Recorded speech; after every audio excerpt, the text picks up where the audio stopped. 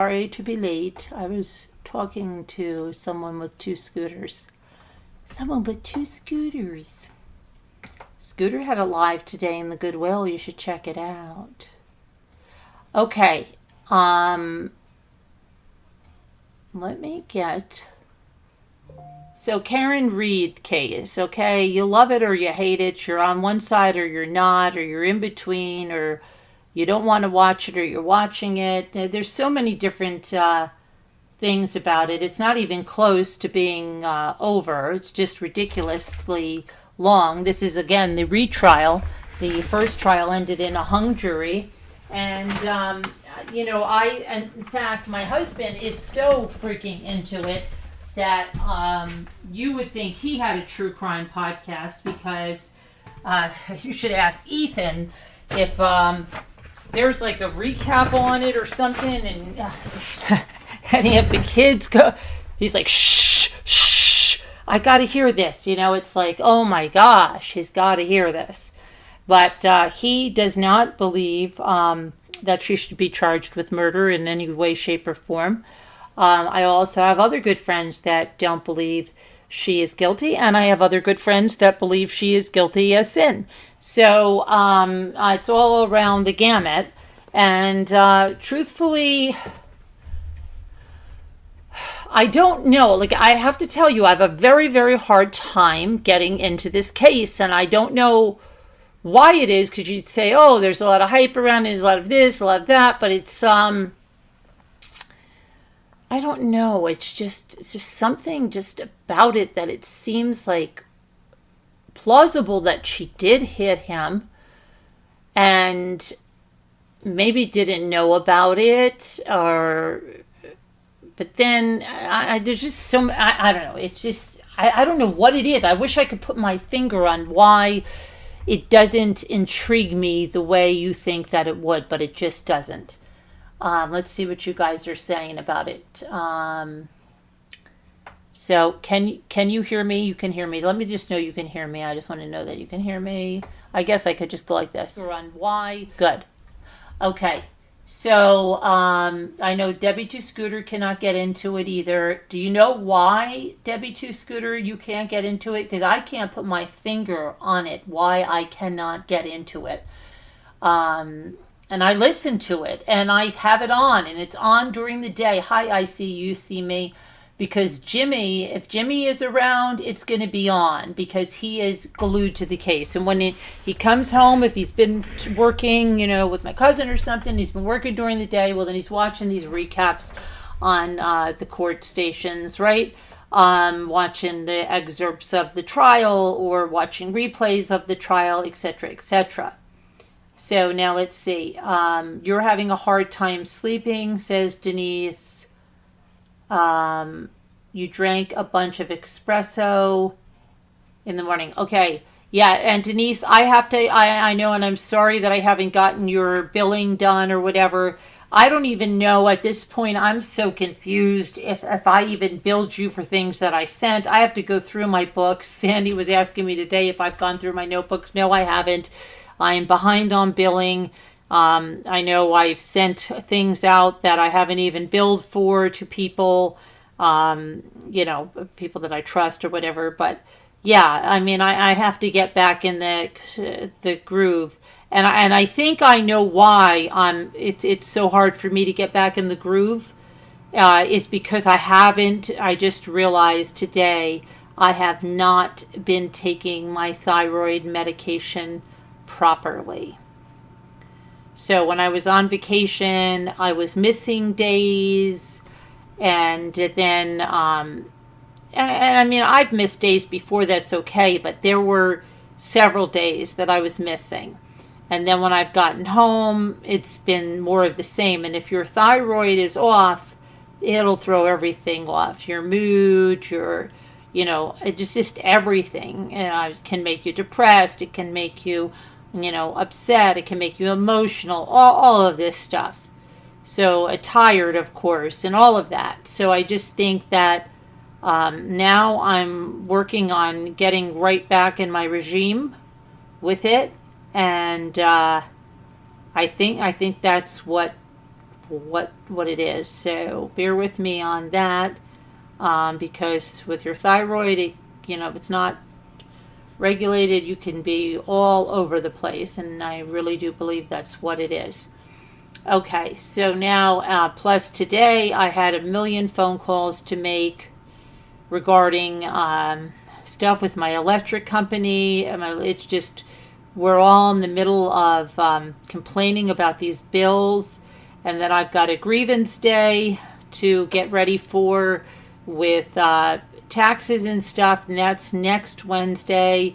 So I'm trying to get all that stuff done. So I was at a bunch of phone calls today, and I have a bunch of phone calls about that stuff tomorrow, and then a lot of stuff to get ready. Then tomorrow night I have a special meeting with friends, so you're gonna go to that. And then so yeah, just a lot of stuff that I'm trying to take care of amongst everything else. And I've got to get and find another doctor for my GP, so I got to get on that too tomorrow. So all of that. That's good. I'm glad Carolyn wants you to feel better. Thank you, Denise. Yeah, I'd like to. So hello, Heart Made Wise. Hello, Nightbot. Hello, Gail. Hello. What else did I see you. You see me. Oh, I'm in top chat. That's not good. Okay, and why don't I get into the live chat? That would be much better, right? Okay. So, did Debbie 2 Scooter answer me about why she really can't get into this trial? Because I just wonder, because there's so many people that are so into it, like Jimmy. Like, they just can't get enough of it. And Elle is a person like that. She was watching it like crazy while we were on vacation. And while I was on vacation, I'm telling you, I checked out. Jimmy used to call me, you could ask anybody. I just want to talk about Karen Reed. And I think he did one night on the live. Da-da-da-da-da-da. And I could just, care less, really. I was so checked out from YouTube, from true crime during the vacation. Just totally checked out. But that's just the way it was. Now, okay, so Linda Uribe, I just started to catch up on some of the comments. I'm so sorry. I wasn't even doing comments when I was away. Linda Uribe, it was good to see you in the comments. I hope you're doing well. Mary Ann, we're thinking about you in the hospital. Hope you're doing well. Mary Warren, I hope you're doing okay. Manager of 3 Monsters, I hope you're okay. Haven't seen you in a little bit here. And there was Flow on the Go. We're thinking about you. Hope you're doing well. Julianne Gonzalez, I have to check. I have your box still here, packed and ready to go. I have to go check. I haven't opened my Mommy Ramblings email, and I have barely been in my True Crime Chat email. Barely. I got a letter from somebody from May 6th that was so important that I just found the other day. It's ridiculous. I'm so far behind in everything. So please, if you've emailed me stuff or said I'm not ignoring anybody, I'm just really far behind in stuff. Okay. So there was a list of other people that I had that I wanted them to know. I was thinking of them. Emily Casto. Hope you're okay. Let me see. Aquamarine Blue, my cousin. Hope you're doing well. Okay. All right. And trying to think. But Karen Reed, you can't get into it, you think, because the first trial already knowing the facts. That's why you can't get into it, Heart Made Wise. Scooter White, did Scooter answer why she can't get into it? Okay, well, let's talk about it anyway, what happened, because today I was asking Jimmy, one of the things I was asking him was that the person on the stand was saying that the injuries were consistent with a pedestrian motor vehicle collision. And I was asking him about it, and he said he didn't know. He didn't see that. And I'm like, okay, if the one thing I want to talk to you about, you didn't see that part, right? Okay. So let's talk.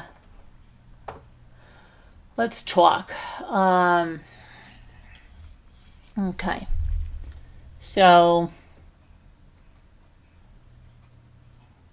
and there was also the thing that happened the other day that Jimmy was telling me about, that Proctor, I guess, was also an investigator in that case where Walsh, where they believe he killed his wife. Remember that? And so that's causing a can of worms in that case too.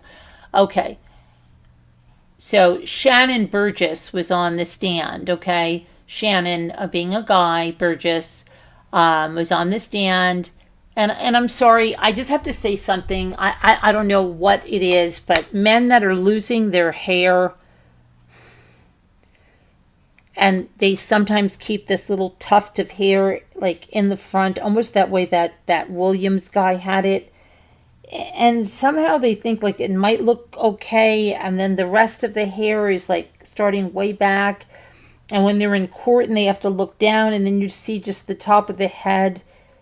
Yeah, I don't know what, I mean, I feel bad because they're losing their hair, and I understand they're trying to keep as much hair as possible. And you're not going to, of course you can't wear a hat or anything in the courtroom. But I'm just thinking myself, I wonder what a hairstylist would say. Is it better for them to take off that little tuft? What do you guys think? That tuft before the rest of the hair? Like, because if you saw the witness, Shannon Burgess, I'm just saying, I'm just wondering, do you think it looks better if they take that little tiny tuft off and then they just have the receding hairline starting midway back? Or do you think they keep that tuft? I don't know. It just, and it's very hard. I mean, it sounds crazy, but it's like you're just looking at it during the testimony a lot of the times and just trying to think like, would he be better off with that? Some people say shave their whole head, but see, not everybody looks good with a shaved head. That's what I'm just saying. Not everybody does. Some people just don't have the head for it. You know what I'm saying? Some people look really good for it. They're not even balding and they do it anyway, right? But that's just where I'm going with it. Because, like, sometimes you're thinking about it. Like, what should he do? If you were a stylist or something and he came to you, obviously, you'd have to tell him either, go with... I don't know. I don't know why I'm getting into that. It's probably just because... whatever. But let's kind of get back with all of this. Hold on one second. So... Shannon Burgess was a witness called by the prosecution, but he was grilled over his credentials, okay? They found out that he lied on his resume, he said he didn't know. He didn't even have his Bachelor of Science, okay? But it was listed in places there that he did. So, crucial evidence, including data collected from Karen Reed's SUV, is making its first appearance in the courtroom this week after it was missing during her first set of proceedings last year. So it never made it to the trial last year. The testimony is proving to be controversial. In fact, the defense has tried to prevent a witness from taking the stand in the first place, but the judge ruled otherwise. Shannon Burgess will continue his testimony, and that was continued today, Tuesday. He is the digital forensic analyst with the Texas-based company Aperture. He was given the task of by the prosecution of looking into Karen Reed's SUV, specifically the movements that it made right before John O'Keefe was found dead in the snow outside of 34 Fairview Road. The prosecution alleges that Karen Reed backed into O'Keefe after a night out drinking, and a witness has testified that O'Keefe's cell phone showed movement at 12:32 a.m. Burgess testified that Karen Reed's SUV moved in reverse at 12:32 a.m. Karen Reed's defense has called into question Burgess' Burgess's expertise and his professional credentials. They started with saying about the bachelor's degree on the company's website bio and his published resume. It revealed there was a discrepancy because Burgess does not have a Bachelor of Science in Mathematics, and in fact, the school he listed does not even offer that degree. That's a big problem, right? Yeah. Burgess maintained that he is pursuing a mathematics degree, saying he has been doing so since 2008. Okay, so when he returned to the stand on today, Tuesday, he defended his conclusions in the Karen Reed case as the defense continued to challenge what he found. When Burgess testified that the data from Karen Reed's SUV recorded a 3-point turn and sudden acceleration in reverse, the defense attorney, Robert Alessi, pushed back on that. And he said, and I quote, "None of the information in that black box indicates that there was a collision on any day without more correct." Alessi asked. "Correct," he replied. Burgess also said that Karen Reed's vehicle movements sync up with O'Keefe's phone, which he said stopped recording data after the SUV is put into reverse. The defense disagreed, saying O'Keefe's phone was locked and steps were recorded after the alleged collision, both of which they say require human intervention. John's phone is still moving. He's still walking after a trigger, a common trigger on my Lexus, Reed said outside court. So, excuse me on that. Let me go back here.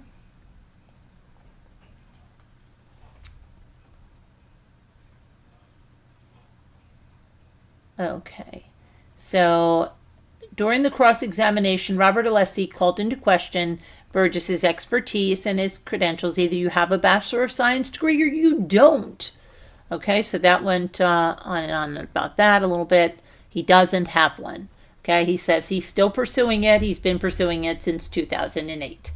It's almost 20 years. Okay.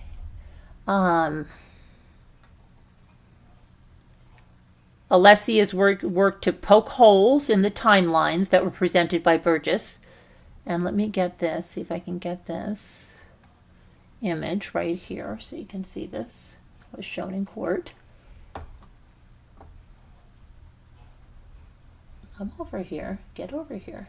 So this is Karen Reed traveling to the Dighton residence 12:35 to 2:12:01 p.m. Power on event 12:35:01. Okay, and then it says start timestamp on video 2:11:46 p.m. And then power off event 2:12:01 p.m. So this, he pointed out that Burgess used the wrong date. He was off by a day when discussing the events. Alessi then turned to a report by Burgess. He presented Burgess with a report that he completed. He points out that Burgess did not complete the time of the 3-point turn from the infotainment system that O'Keefe's iPhone. The call logs between the two devices were compared, and an offset was recorded between the two devices. Hold on, let me see what this is. So this is something else. Here we go. With, well, get over there. Get over there. With infotainment trigger 1162-2 occurred at approximately 12:31:38, and then it says 12:36 info, 12:31:43, and at 12:31:43. So Alessi presented Burgess with the report. He pointed out that Burgess did not compare the time of the 3-point turn from the infotainment system and O'Keefe's iPhone. The call logs between the two devices were compared, and an offset was recorded between the two devices. He then compared findings by a colleague of Burgess to Ian Whitten's findings, pointing out that Whitten found actions on O'Keefe's iPhone at later points than a text stream event on the timeline by his colleague. He grilled Burgess over the differences in his report. Alessi asked if Burgess kept his first report purposefully vague by merely noting a clock skew without engaging in further analysis, and Burgess denied that. Alessi grilled Burgess over changes between the two reports he issued, one in January of 2025 and one in May of 2025, and Burgess insists that he clarified points from his first report. Alessi asked Burgess where he got the basis for using the word collision in his report. He said he got the info from Massachusetts State Police crash reports. Alessi asked if every text stream data event means that there is a collision, and Burgess replied that is not the case, and that there are many things that could lead to a text stream data event or a trigger event.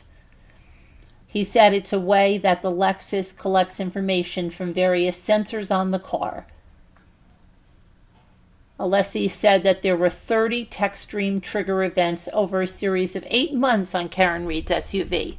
Alessi asked if that would lead Burgess to conclude that there were 30 crashes during that time. He said no. He agrees that a number of things could lead to a trigger event, such as slamming on the brakes. A 3-point turn event recorded the night on Karen Read's SUV, which Burgess has discussed, has been called into question by the defense attorney Alessi. Alessi said nothing by itself indicates there was a collision, and Burgess responded affirmatively. So that's a big thing for me, because I was wondering, like, did they say that there was definitely a collision recorded at that time, and now we're finding out no, it doesn't mean there's a collision. There's lots of things that could have done that. She could have slammed the brakes on. Maybe she could have done that when she was making a 3-point turn, that she thought she was getting too close to something and slammed the brakes on or something. So yeah, as a juror, that leaves you enough doubt that you don't know that's a collision or not. So that's not very helpful, right? So that's points for the defense. Hank Brennan continued redirect by going through a report done by the defense's expert. Burgess shared concerns with sections of the report. He then gave Burgess a chance to further explain the methodology he used in calculating a timeline, including the synchronization process between Karen Read's SUV and O'Keefe's iPhone.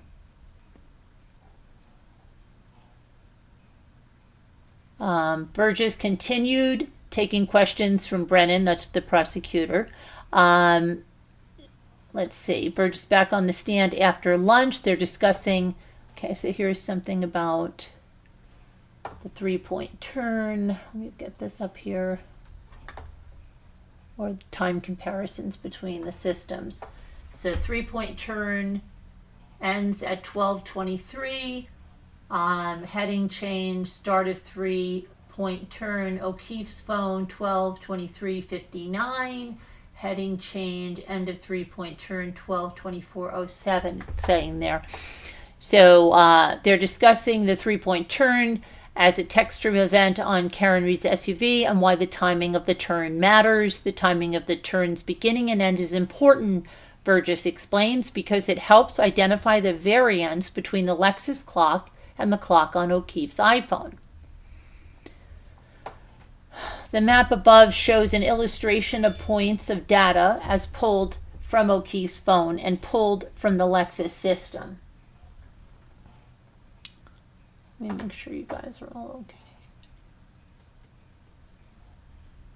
So everyone, hi Rosalita and everybody, okay. I just wanted to make sure because I heard something texting my phone. I just wanted to make sure it wasn't something that was saying you're not live anymore or something. Okay.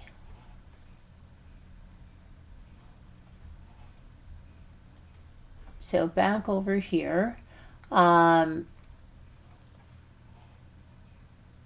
After objections from the defense and a sidebar, Brennan continued to question Burgess on how he reconciled the data between the Lexus and O'Keefe's phone and what the data means.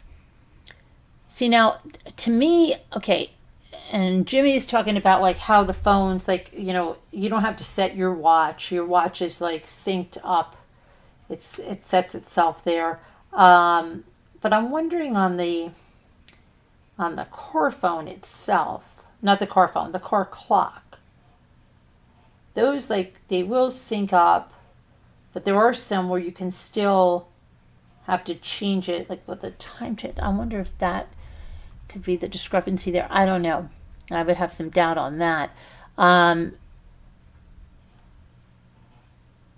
His questions drive home the point that based on the two sets of data, O'Keefe's last recorded use of his phone would have been while Karen Reed's SUV recorded a text stream event, reflecting that it was backing up. Did both these events, the last user interaction and the window captured on the reconciled data for the text stream, happen at about the same time? And Burgess testified, yes, they did. Brennan said there were no further questions. Alessi came back with more questions for Burgess's background. Alessi's back with questions. Burgess says that was an accident reconstruction case. Between the time you left the witness stand yesterday until this moment, have you talked to anyone about this case? No, sir, I have not, Burgess said. Has any filing ever been made in any court in which your education background has been misrepresented?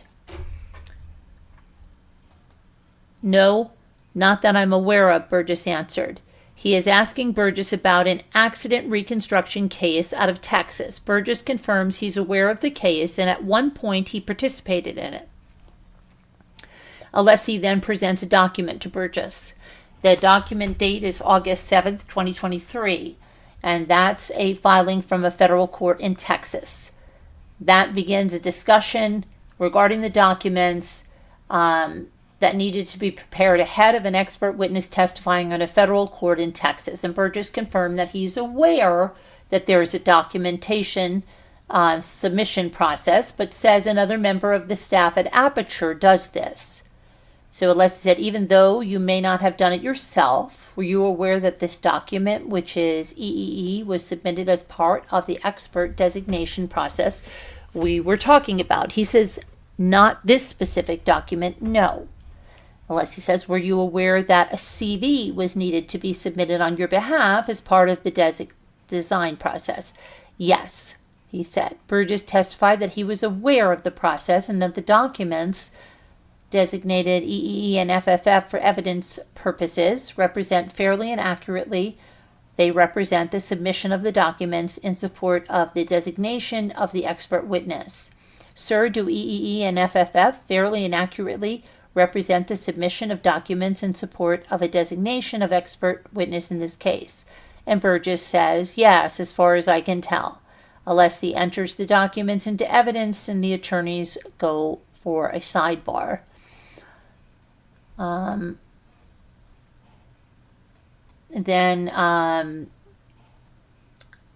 They go under Burgess's CV. Under education, it lists a Bachelor of General Science in Mathematics and Business Administration from the University of Alabama, Birmingham, dated 2024. Burgess confirms this and notes this was from a case submitted in 2023. Reminder that Burgess has already testified he has never completed a bachelor's degree. That was filed in 2023, so that would be an expected graduation date of 2024, Burgess says, as a way to explain it. The only way someone in the court system or a judge or a jury would know anything about this is to have to know about the court filing dates, correct? Alessi asks. The prosecution objected, and it was sustained. Alessi wants to know why Burgess didn't indicate currently pursuing on the CV.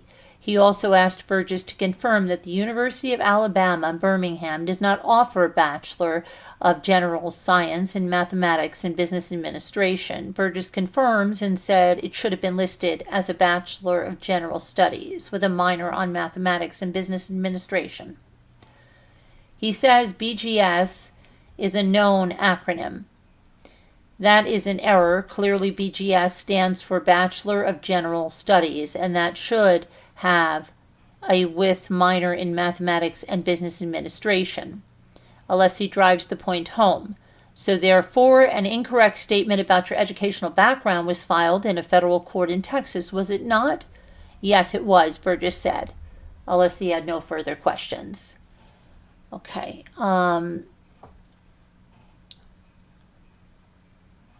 It is established that Burgess never completed a bachelor's degree. Brennan is back asking follow-up questions. Burgess said at the time the CV was filed in federal court, he believed he would finish his degree in 2024. When he did not, he changed his CV to reflect that he was currently pursuing one. I would like to finish my bachelor's, but again, work and life gets in the way, Burgess said. After hours on the stand under scrutiny, Burgess is finally done with his testimony. And then they have forensic scientist Christina Hanley. Let me get her up here. She takes the stand. Christina Hanley, a forensic scientist at the Massachusetts State Police Crime Lab, is testifying. She's testifying about the pieces of evidence she was given to analyze, and they include a clear glass cup, the cocktail glass we've heard about in previous testimony, the pieces of glass that were recovered from the bumper of Karen Reed's SUV, and the pieces of plastic and glass that were recovered outside of 34 Fairview Road, the house where John O'Keefe was found deceased, right? She's explaining how the items were labeled when she received them and the process she uses. And part of her job is to compare if there was a physical match between the pieces, if any of them fit together. We've heard this concept described in previous testimony. There was a sidebar, and the judge then, Hanley took the stand at 3:50. Cannoni wraps up for the day, calling it a long day, and said court will resume on Wednesday. Now, hold on a moment. I know that this woman right here said, let me see if she said it again, or they're saying that she's going to say it, because I definitely saw that.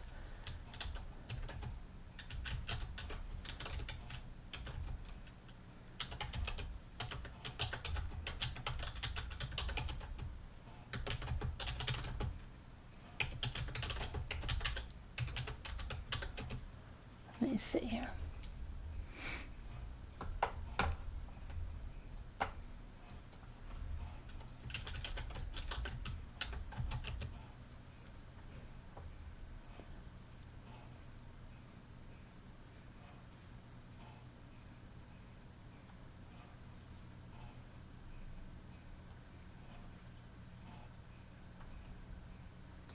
Okay, I want to see something here. Karen Reed. Let's see what we got here. And this is Shannon Burgess on the stand here. That was Shannon Burgess on the stand there. But I want to just look at something, because there is something I saw about, okay, Christina Hanley on direct examination from the Assistant District Attorney Adam Lally. Hanley explained her role at the lab process. Okay, Hanley said 6 pieces of glass were recovered from the road, fit mechanically with a glass cup also found in the area. Pieces of glass from the bumper did not fit with the cup, she said.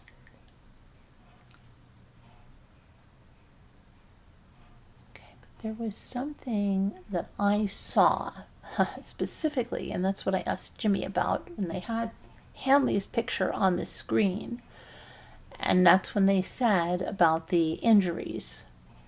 So I'm trying to see where that was from. Let's see if we can find that.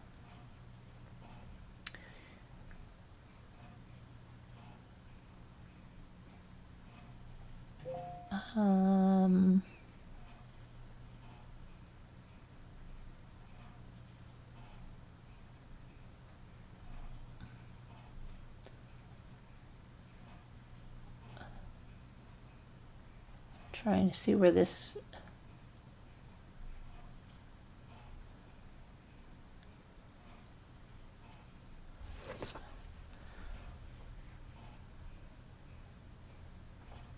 wanted to see that because now I'm getting very confused because I saw that clearly on the screen when they had Hanley's picture on there. It was like on Court TV or something. Well, let's hear about it. Let's go with the was it the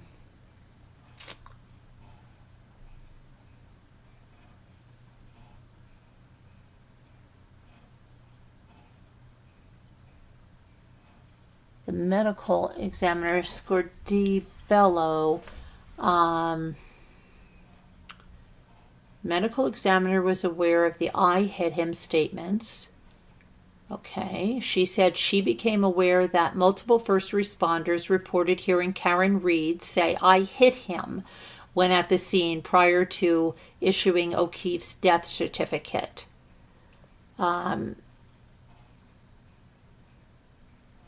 Cudi Bello also reinforced that O'Keefe's body temperature had dropped 18 degrees from a normal level when he arrived at Good Samaritan Hospital. She said weather can play a role in a person's body temperature falling.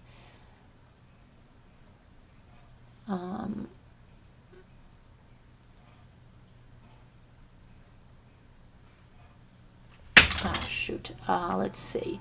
During cross-examination, Alessi published a photo of O'Keefe's stomach, which had several red lesions on it consistent with blood. Alessi suggested the amount of hemorrhaging on his stomach was not consistent with hypothermia. The medical examiner countered that there could be different levels and different rates. She also testified that she did not see any evidence of frostbite on O'Keefe's body despite the blizzard-like conditions. That's weird. Still, she said, I still believe there were hypothermic signs. Cudi Bello, despite objections from Brennan, said she examined O'Keefe's lower extremities and found no evidence of an impact site. So nothing on the lower half. Now, Jimmy mentioned that to me, and I said, could it be that he had slipped, let's say he had slipped and fallen, and then was hit by the car, like in the head, like I was wondering about in the head area or something like that. I don't know, I'm just saying, just putting it out there. Alessi asked a series of questions about the injuries to O'Keefe's face.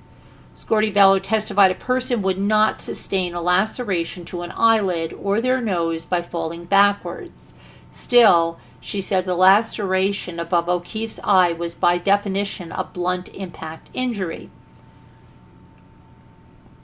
It could be consistent with a punch, she said, despite another objection from Brennan. Let's see. So then Alessi moved his questions back to the medical examiner's diagnosis that O'Keefe suffered from hypothermia, and she acknowledged it was very difficult to make that diagnosis. Her report notes that O'Keefe's stomach and pancreas showed signs of hypothermia. But Alessi asked if she considered anything else. Said your diagnosis of hypothermia was also informed by the information provided to you by former trooper Michael Proctor. Is that correct? And Cudi Bello said it was, adding that she did not initially consider whether O'Keefe could have been injured or died somewhere other than the front lawn of 34 Fairview Road. Alessi also said Cudi Bello summarized the initial intake death notification from a physician at Good Samaritan Hospital, which she made reference to some type of altercation or dispute. Brennan objected, and Cannoni told the jury to disregard the answer. After a lengthy sidebar, Alessi began suggesting that the hemorrhaging in O'Keefe's stomach and pancreas could be caused by a Lucas machine, which was used as part of efforts to resuscitate him. He noted that when Cudi Bello testified before a grand jury, she suggested there may have been an alternative explanation for the signs of hypothermia if he died in a different environment than outside in the cold. But Cudi Bello said she wouldn't have expected to see hemorrhaging in the inner lining of his stomach and not as extensive hemorrhaging in his pancreas. In this context, with the information that he was found in the snow with a body temperature of 80 degrees, my opinion was those hemorrhages were consistent with hypothermia. Okay. Alessi's questions moved to whether O'Keefe's injuries, specifically the laceration on the back of his head, would have been consistent with a fall backwards on the ground, and he suggested the wound should have appeared circular as opposed to a straight line, but the medical examiner said a fall backwards could very well produce that injury.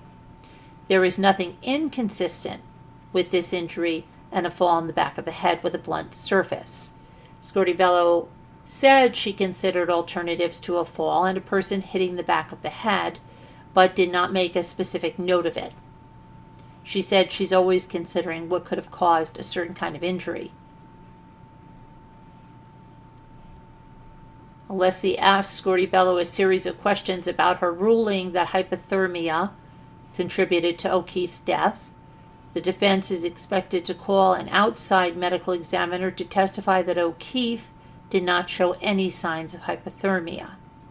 Scorbello said her determination was based on anatomic findings, meaning specific things she saw when she examined his body. Hypothermic changes are actual things that I can see in the organs that are consistent with hypothermia. And she said that a person could not show those hypothermic changes if they weren't actually suffering from hypothermia. Alessi asked if she considered whether O'Keefe could have died somewhere else other than where law enforcement suggested he did. But that was objected to. Scorbello said no one ever suggested any alternatives as to the location of O'Keefe's death other than outside in the snow. Okay. So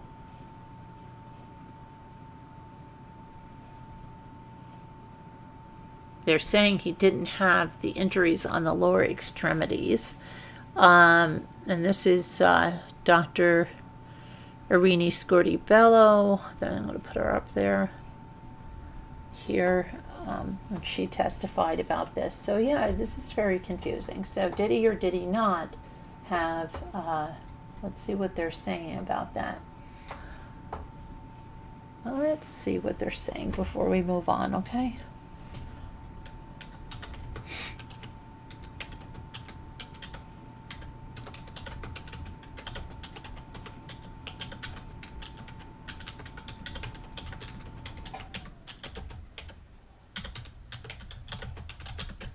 Let's see.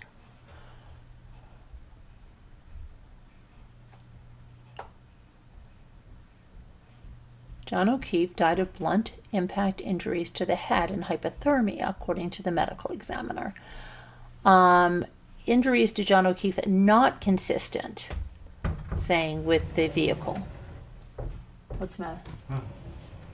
What's going on? No, I'm just trying to get this with the vehicle. This is the only evidence the jury needs to say not guilty. Someone's saying. What did I do with my glasses? These are different glasses. Trying to follow that Karen Reed case. Yeah.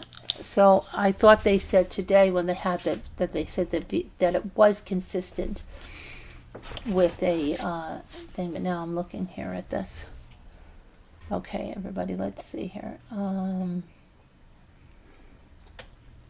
That's not real evidence. That's somebody in a Facebook group saying that. So let me go around here. I'll tell you what, if you go along with you know, the path of the court, the way they're taking it, it is so drawn out. They draw out everything, and it's you know right now they're trying to. Okay. Scorbello also described a scrape she observed on the outside of John O'Keefe's knee. She noted rib fractures on the front of his fourth and fifth ribs, but likely those were in an effort to revive him, CPR. Next, the jury saw a photo of a roughly inch-long laceration on the back of his head. Okay, so I don't know. I'm just knowing what I saw on the screen. That doesn't make sense. So what did they say about these injuries? I thought I saw something on the screen today that said the injuries were consistent with a motor vehicle collision. Yeah, well, I don't know how. Now I'm not seeing that. I don't know how that could be. But Yeah, I'm not anyway, seeing it, but I saw it across the screen. The only way it could be is if if he hit it face first or something, I just, and he's got the scrapes on it. That's too wide to say that the taillight did that. It's like all across his arm, and his just puncture wounds through his clothes that look like something bit him. I mean, the marks on his arm. They I mean, gotta move my chair back. They can't make it all add up. The prosecution can't. They got too many holes, too much crap going on. They should have never charged you with murder. I have no idea why they did that again. They're never gonna get her charged with murder. I mean, she didn't. The best case scenario is she probably was drunk. She was drunk, but she accidentally hit this guy, and that could have happened there. But then on the other hand, it leaves the doors open to where what is his name again? Proctor. Proctor was the lead investigator, and just so that you know, so he was fired. I know that. You know why was he fired? Guys know why he was fired. Yeah, for bad conduct. Yeah, well, I mean, but basically what he did was he used his phone and made derogatory text messages about Karen Reed. He shared information about the case with non-law enforcement personnel, and he also drank at the police station and then drank alcohol and then got in his vehicle, was driving around. So, but just. That's why he was fired. But also, he was the lead investigator in that Walsh case. That guy who cut. They haven't found his wife. Yeah. So, but the other guy that was alcohol, tobacco, firearm guy. That he Brian Higgins. Brian Higgins was at the party there, and why did he go to the police station? At 1:30 a.m. to do something. I don't know. You saw the footage from the security cameras showing him going into in some rooms there, and then walking out at 1:30 a.m. that night after the party, and he had apparently had the hots for Karen Reed. He had kissed her. He had text messages with her. He was sexually attracted to her, and maybe he went out the side door there and to confront Mr. What was his name? O'Keefe. O'Keefe.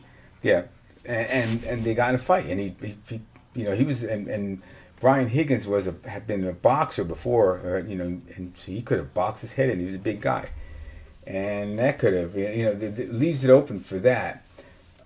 Also, and then also the data is going to be this data mix up. They're basically they're taking the whole timeline and moving it over. That's what they should do, but they keep saying. They keep moving every day. Yeah, but they're talking about the timeline of the clock in the car. And clock in the car, you can set those clocks, and they can be off. That you made it sound like it was his watch or something, a phone. Okay, but it's a clock in the car. All right, but now listen to this. So if it's off, then you just take the timeline and the whole timeline should move it over. Ever how many X number of seconds, the whole timeline, and it should match up. The timeline, and both of them should match up. There shouldn't be all these discrepancies where they keep taking his data points and moving them, but maybe there are. But I mean, that's going to confuse the jury anyway, regardless. And the other thing is, this guy's going to come in tomorrow for data, another data specialist for the defense. Yeah, it's the woman that's on the stand. I don't know. Somebody's coming in tomorrow, and what he's going to say this that inside the event data recorder, which can record if you stop, like if you hit something, if you're driving down the road and you hit something, it would notice that change in speed. Did you put your brakes on? When did you put your brakes on? And but if your tires are spinning, it doesn't work. It's so if it's snowing out and if you spin your tires, you could say you're doing 24 miles an hour, which is what they're saying he was doing, and then but your tires could spin 24 miles an hour, and you could be going like 1 mile an hour, and how many times number of revolutions of your tire, that's going to determine how far you went. But if it's spinning, you didn't go anywhere. So and in the in the event data recorder in that vehicle, I think it's a 2021 Lexus. I looked it up. It does not have GPS, so it can't. If it had GPS, it could say you went 60 feet. It would know that you went 60 feet. But it doesn't have that. So all it has is how many times the tire spun and how fast, how many RPMs per minute the tire spun. So this guy's gonna come in here and chew all that stuff up tomorrow for sure. And but basically they should never try to charge her with murder. They got a recording of her taking 8 drinks. 9 drinks, I thought. 9 drinks, whatever, and she, she was hammered. And they all drank.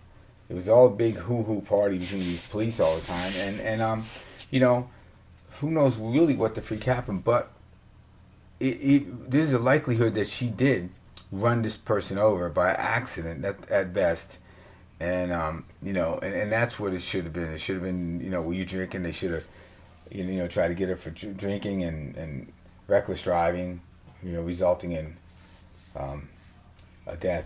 So. I mean, that's what I think, right? And there's so many twists and turns if you try to follow it and listen to, and the guy today, they use him, to move that timeline over, and it all makes sense if you listen really, really, really closely, which not many people are going to do that, I mean, I would listen to it like a bunch of times. I heard the guys talk about it on the sideline, so you could see what the guy's doing.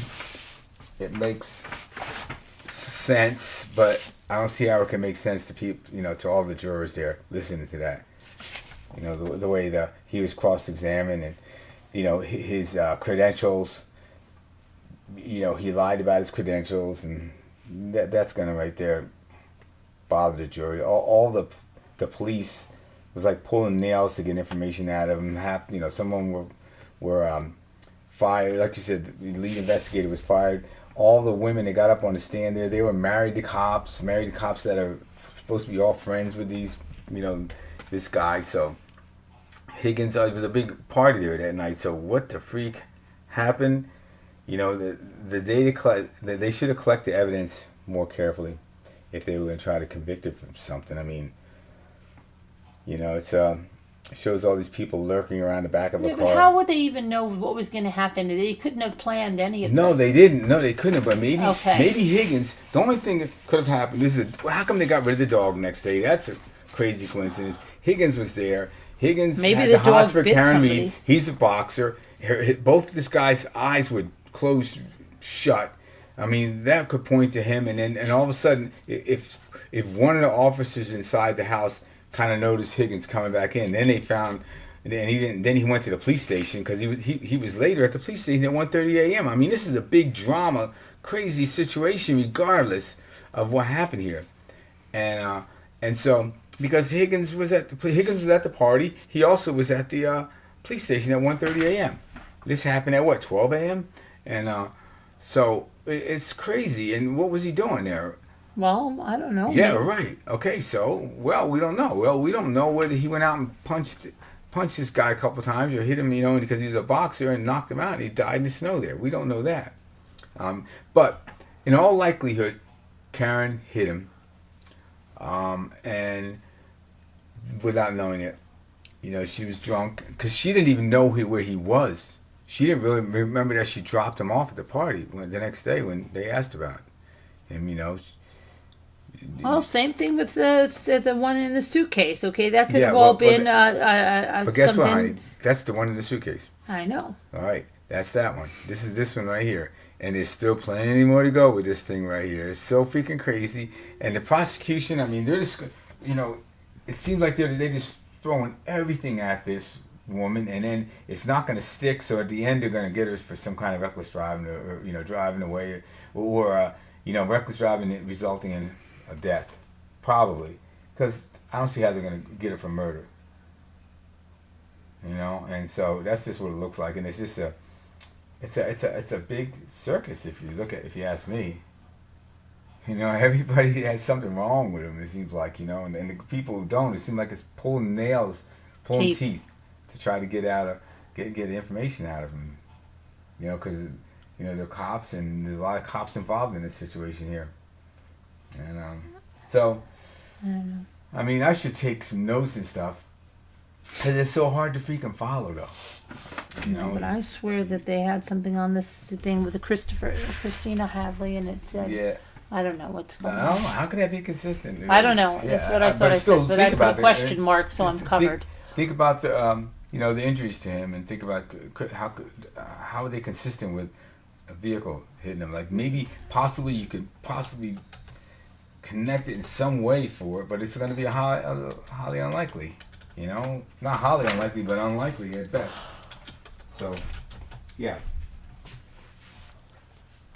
the whole thing's a I don't know. crazy thing. Okay. Good night, let's see. folks. Have fun Night. with that, and have a fun night too. Mhm. Have the funnest night you can imagine, honey. Okay. All right. All right. Let's go Good night, to. Can I love you? Let's go to Diddy.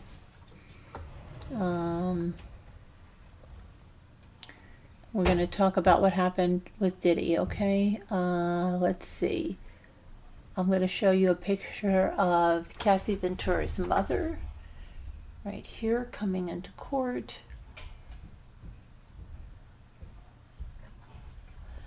That's Regina Ventura, the mother of Cassie Ventura. She is leaving the Manhattan Federal Court during the trial. So let's talk about her testimony.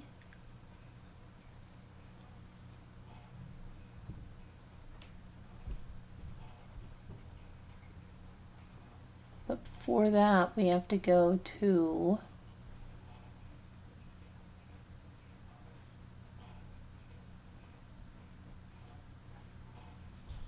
Carrie Morgan. She was the one we were talking about yesterday. And then Regina Ventura, who you see there, opened up in her own testimony Cassie did in her own testimony about what her mother did and didn't know about her relationship with Sean Combs. After Combs found out about Cassie Ventura's relationship with Kid Cudi in 2011, she told her mother and Combs' assistant Capricorn Clark about Combs' threats of releasing explicit footage of her in retaliation using an alias email. Cassie said Sean also vowed to hurt both her and Kid Cudi, and that the court saw photos of the large bruise she had on her lower back and thigh taken at the time. The time of the threats, Cassie said she had returned home to Connecticut to visit her mother for Christmas, and she told her mom the bruises were from the first time Combs had assaulted her, even though the alleged assaults had been going on for years. She was terrified to tell her mother, she said.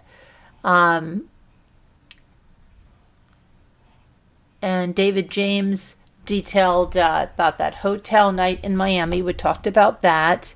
That he testified that he saw Cassie on the bed with the comforter up to her neck and not moving. Noting that she always slept on her side, James said it seemed unusual to him that she was on her back. There was also a naked man with long hair and a very large abdomen in the room who scurried away when James entered. He also testified he heard water running and that Sean Combs was in the shower. Asked whether he ever spoke to Combs or Cassie about what happened, he said, "I don't think it was my business. I don't have conversations with Cassie or Mr. Combs about their personal affairs." Now, James was a personal assistant. He was often asked to set up hotel rooms for Sean Combs.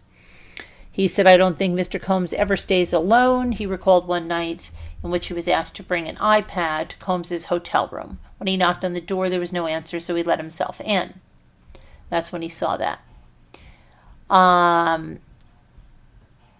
He also recalled a New Year's Eve party when he was invited to celebrate at Sean Combs' house. He said he took ecstasy out of his boss's bag without permission, and he consumed it alongside Ciroc, which was an alcohol brand that Combs had heavily promoted. He said he was feeling pretty good. He said he's normally pretty straight edge, but he was dancing and vibing and enjoying himself. And a few days later, Sean Combs was reviewing the footage and James there, and he said His boss asked, "Yo, Playboy, was that you dancing around the party?" And he said yes and confirmed he took the ecstasy. And he said, "Okay, I'll keep this footage in case I ever need it." James recalled that Combs telling him that, and when he was asked by prosecutors what he believed Combs meant, James assumed that he would release it if he ever wanted to embarrass him.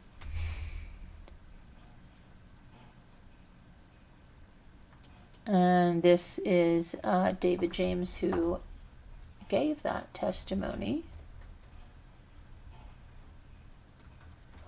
Right there. He said part of his job, this is David James again, picking up drugs for Sean Combs and his friends, including prescriptions for the opioid Percocet from the pharmacy. In one instance, when he picked up large amounts of cocaine from a yacht in Saint-Tropez. In another instance, James testified that he got ecstasy from the medicine bag for one of his friends. The rapper had several different types of ecstasy pills, including one in the shape of a former president's face, later clarifying that it was shaped like former President Barack Obama. During testimony, Sean Combs took notes on his lap and nodded his head when James was speaking about him being an involved businessman.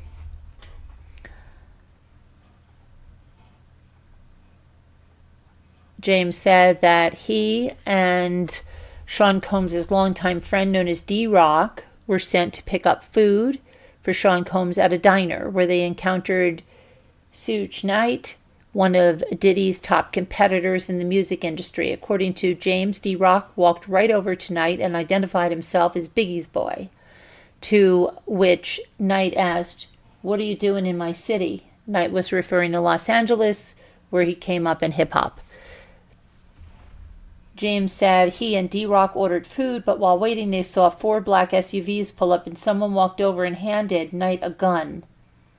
After returning to Sean Combs' house, Combs made James drive him and D-Rock back to the diner, and the rapper had 3 handguns in his lap, James said. But when they arrived, the black SUVs were no longer there, and they soon went home.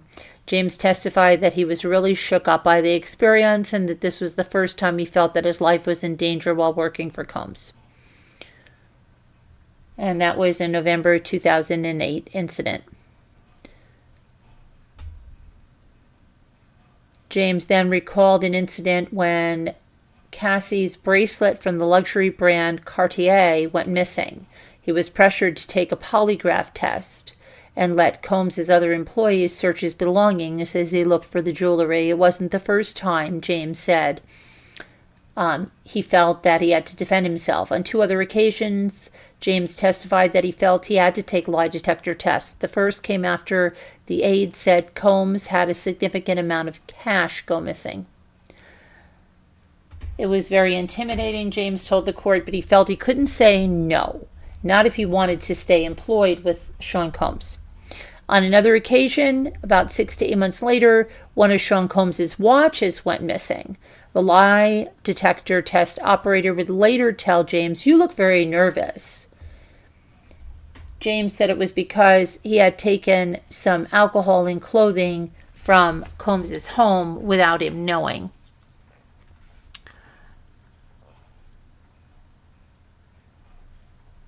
Okay, and then let's get Cassie Ventura's mom back on here because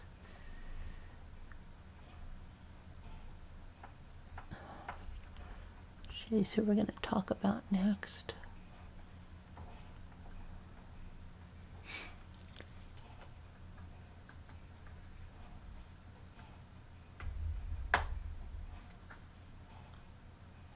Okay. So,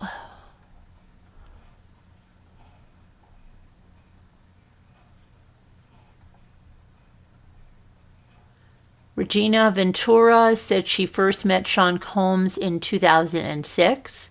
Prosecutors asked her about an email that her daughter mentioned while she was on the stand. In the message sent on December 23rd,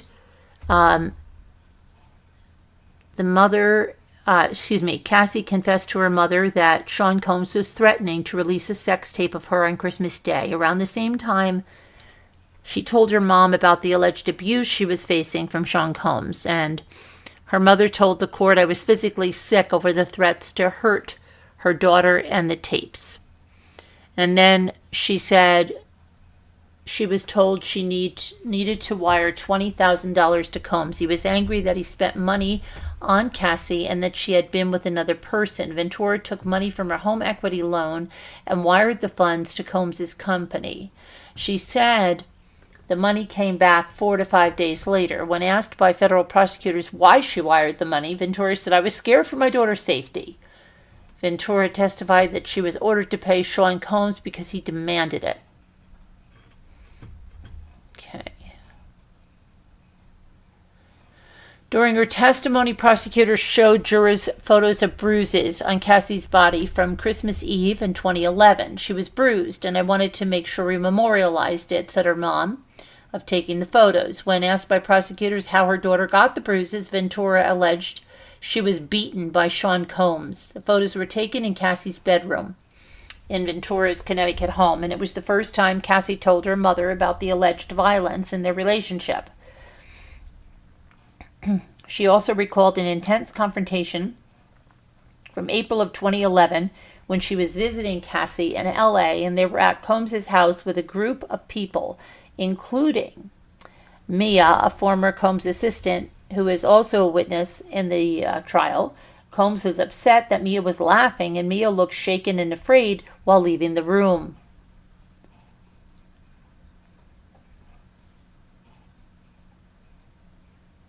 In August of 2016, Cassie's mother went to Los Angeles for Cassie's birthday. Cassie was out with Sean, and he stole her phone. She alleged in court during the visit, Ventura testified that she got into a physical fight with Diddy. "We had a bitter argument outside her apartment," she said. She testified that Combs' security guard D-Rock, whose legal name is Damian Butler, was also there between them.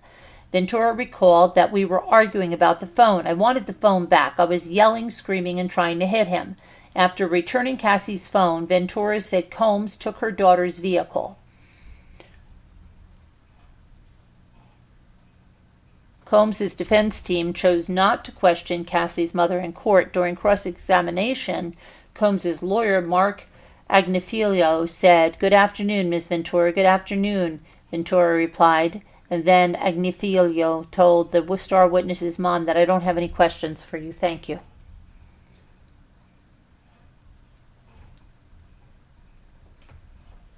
Okay, hang on a moment.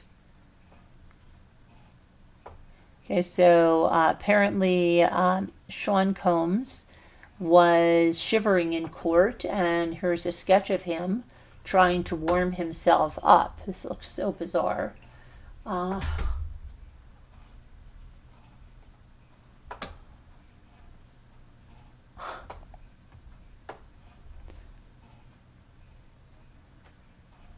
see here. A former dancer described a hotel room that was covered in sheets and bottles of baby oil. This is a male exotic dancer, Sheree Hayes. And Hayes said he was first hired in 2012 by Cassie Ventura, who told the dancer at the time it was her birthday, using the alias Janet. Hayes said he was told over the phone he would be performing a striptease for a small group of friends at Trump Tower in New York. Cassie greeted him at the hotel room door in a bathrobe and a wig and invited him inside. She explained to me that she didn't want me to actually dance.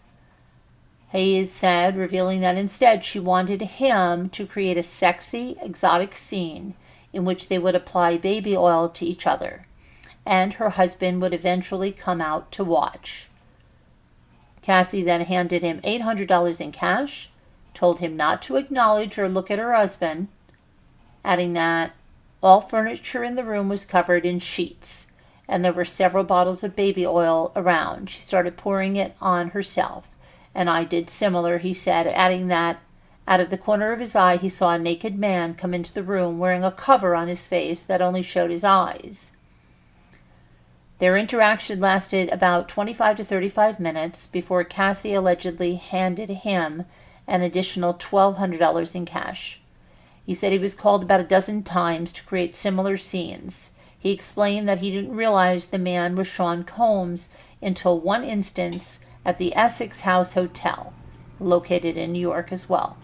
Hayes was waiting for the scene to start, and he turned on the TV, and there was a welcome screen, and it said, "The Essex House would like to welcome Mr. Sean Combs."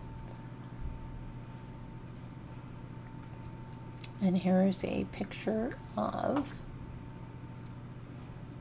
Mr. Hayes testifying. Okay. Next up, let's see, we've got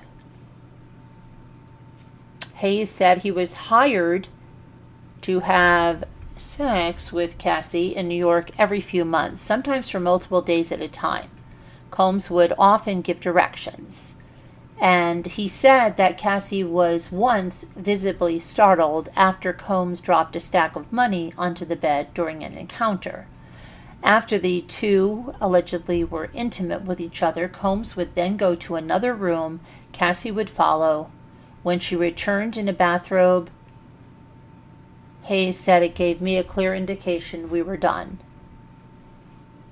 Combs would direct them to have oral or straight up sex, mostly interacting with Cassie. Asked whether he thought she was enjoying herself, Hayes said he wasn't sure, but he did note that Cassie would often wince or sigh at Combs's directions. There appeared to be frustration with the frequency of his directions. He said he did not even hear Cassie say no to a direction from Combs, and that while he did not use illegal drugs or alcohol, he was offered those substances. He said that neither Combs nor Ventura appeared to be intoxicated. He said it created some discomfort that could affect me and my performance. About Combs's direction, saying he took Cialis, Viagra, or similar medication. It was a lot of pressure. Hayes said about getting and maintaining his performance. Right, okay.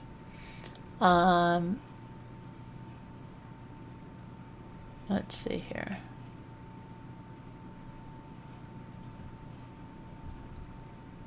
One second. Let's get over here to this. They're talking about drugs here.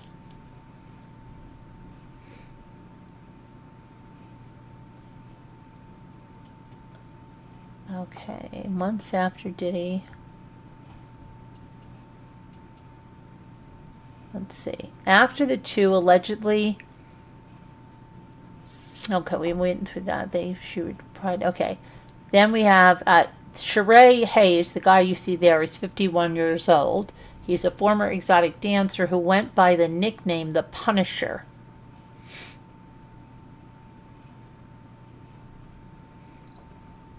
The Punisher. Interesting. They don't talk about him making these guys get tested for STDs or anything before they're intimate with people, right? Isn't that interesting? That's not like... Okay, I don't know. So the Homeland Security agent Gerard Gannon was the final witness of the day, and he told the court that on March 24th of 2024, he was part of a team that searched Combs's Miami mansion. Nearly 90 agents were involved in the search, which happened while Combs and his family were not home. Gannon said law enforcement found the upper receivers of AR-15 weapons as well as gun magazines. Agents also found sex toys, lubricants, and baby oil in the home, all parts of the alleged drug-fueled freak-offs that Combs has been conducting for years. Let's see. Scott Cudi, better known as the rapper Kid Cudi, is expected to take the stand this week. Combs allegedly threatened him after he and Cassie dated briefly over 10 years ago. Let's see.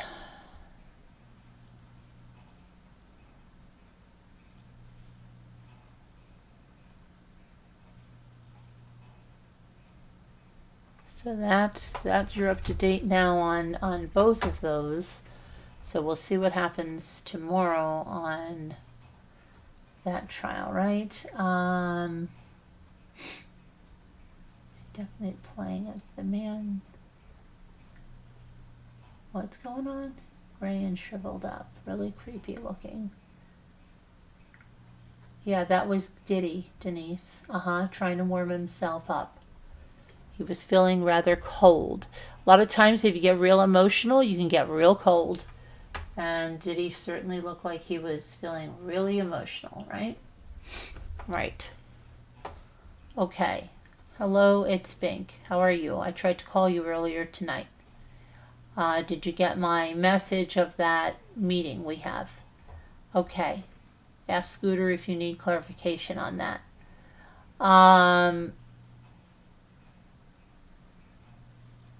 Wasn't Diddy also trafficking? Yeah, well, we'll get to that, I guess, right? Of all that stuff that was happening. But I want to talk about Usher. Because allegedly Usher saw Diddy, so let's see, hit Cassie, punch her in the stomach or something.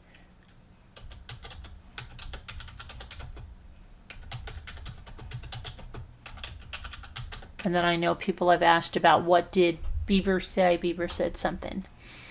Okay, so Usher witnessed Sean punch Cassie. So let's see what we have here. That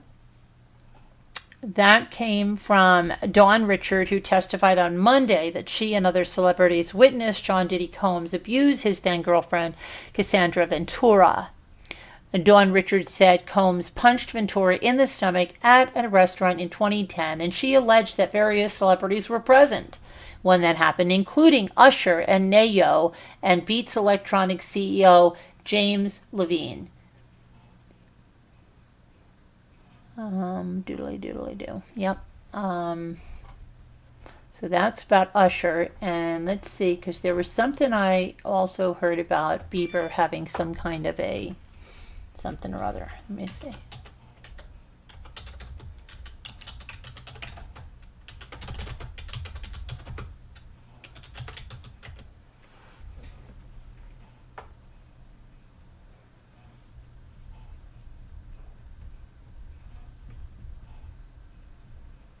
Okay, so here's what's going on. Justin Bieber, and this is Justin Bieber, said he was not a Diddy victim as the trial continues. So it said old videos of Bieber and Diddy have resurfaced, fueling online rumors that he was somehow harmed by Diddy. And representatives for Justin said on Thursday of last week that he is not a victim of the crimes alleged in Sean Diddy Combs' sex trafficking trial. He broke his silence to address online speculation that has swirled for months over the teenage heartthrob and the disgraced music executive mogul, whatever you want to call him. Although Justin is not among Sean Combs' victims, there are individuals who were genuinely harmed by him, said a spokesperson for Bieber on Thursday night. Shifting focus away from reality detracts from the justice these victims rightly deserve. Combs is currently on trial in New York right now. We know that. We're going over that. In a video Bieber posted on YouTube in 2019, Diddy was showing Bieber a Lamborghini, told him he could have it when he turned 16. where we were hanging out and what we were doing. We can't really disclose, but it's definitely a 15-year-old's dream. We're going to go buck full crazy. In an appearance on Jimmy Kimmel Live in 2011, the unlikely pair appeared together and said they became friends. He knows better than to be talking about the things that he does with Big Brother Puff on national television, Combs said. Everything ain't for everybody. All right.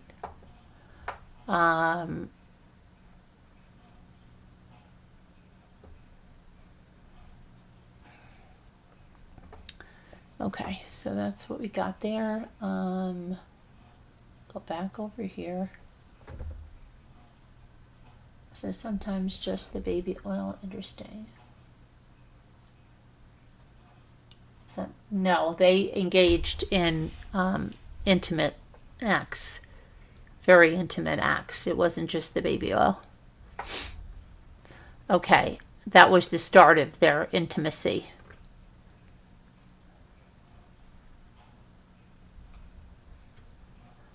Okay. So now I'm going to go on to, hang on.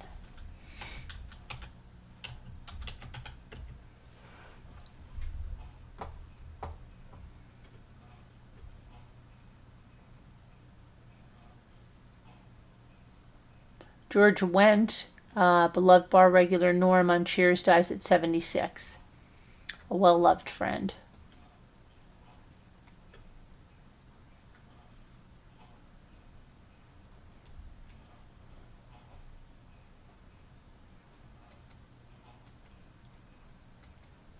Where everybody knows your name.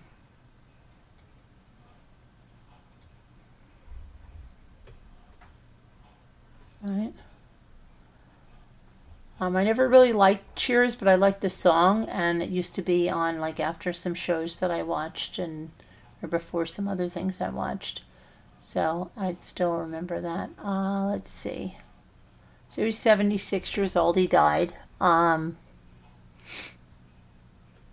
He died peacefully in his sleep at his home early Tuesday morning. Today's my daughter's birthday, May 20th. Say happy birthday to my daughter, Alexandra. It's her birthday. Well, May 20th. It's still on the West Coast. And, yeah, it's her birthday. Happy birthday, Alexandra. Okay. George was a doting family man, a well-loved friend, and a confidant to all of those who were lucky enough to have known him. He will be missed forever.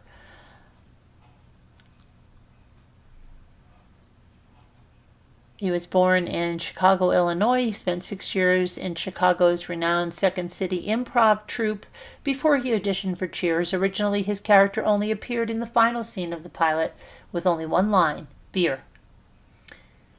My agent said, it's a small role, honey. It's one line. Actually, it's one word. The word was beer. But the role turned pivotal, and Wendt appeared as Norm in every Cheers episode through 11 seasons from 82 to 93.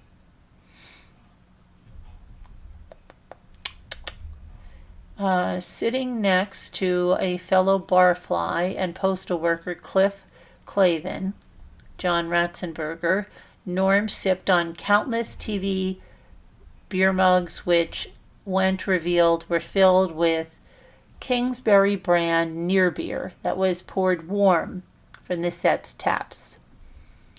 He also played the Norm role in the short-lived spin-off The Tortellas, a 1990 episode of NBC Wings, and in an episode of the Cheers spin-off Frasier, featuring psychiatrist Frasier Crane, Kelsey Grammer.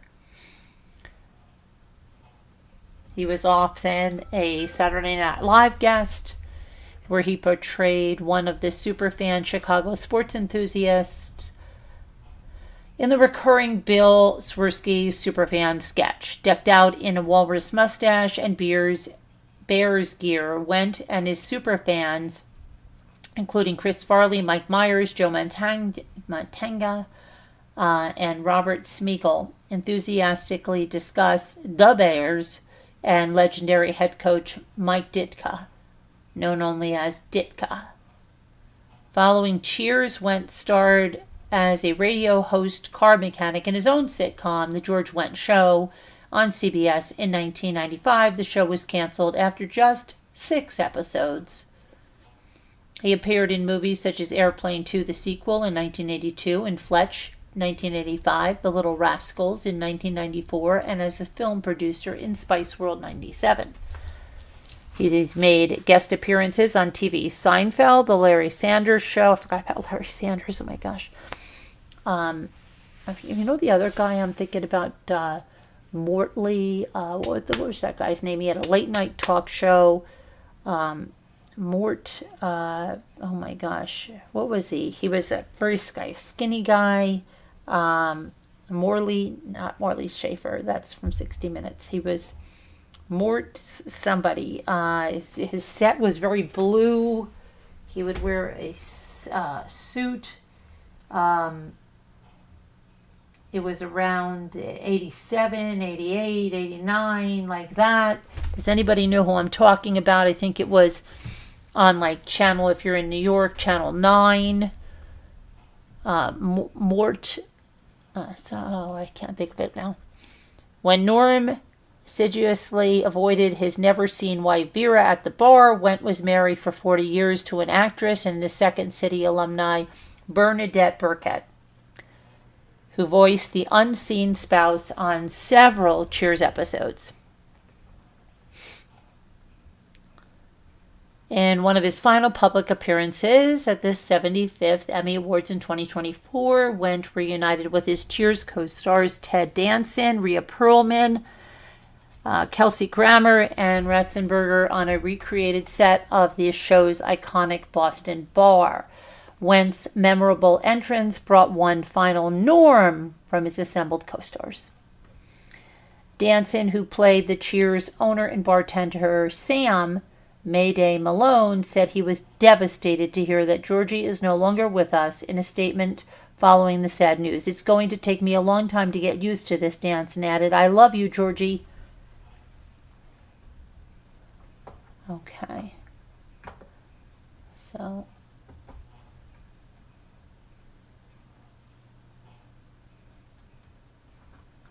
sad news there, right? 76 is pretty young.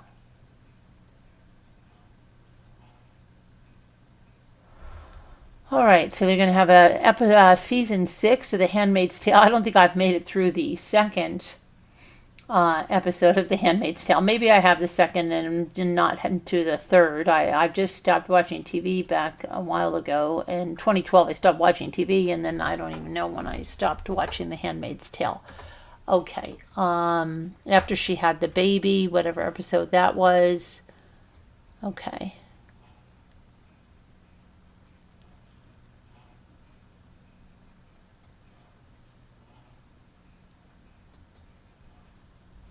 J.C. Penney is closing stores nationwide this weekend. Flight from California to Hawaii was evacuated after an alleged bomb threat. And we saw that plane with that woman in Charleston. Okay, U.S. issues a travel warning for Switzerland. Wow, what's that about?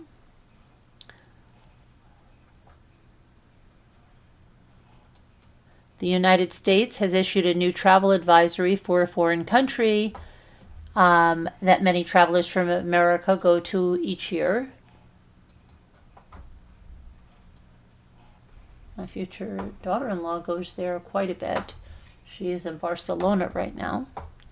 Okay, so let's see. The new advisory on Tuesday says Switzerland is now a level 1 country in terms of travel, which means that travelers are meant to exercise normal precautions. Travelers have been instructed to sign up for alerts from the U.S. Embassy in Bern to the country security report. So why are they saying they're saying that?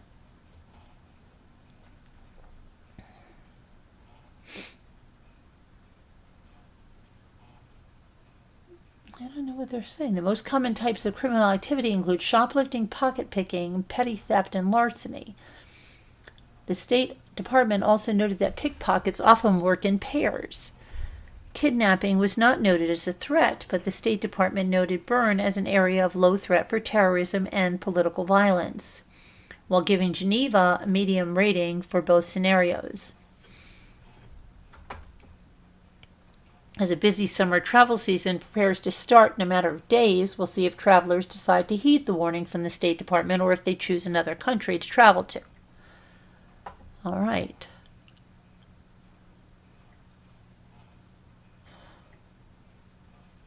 There was an unknown strain of bacteria found on China's Tiangong space station. Okay. So, let's see about this flight, and everybody can remember this plane. We all saw this one at Charleston with the woman, right?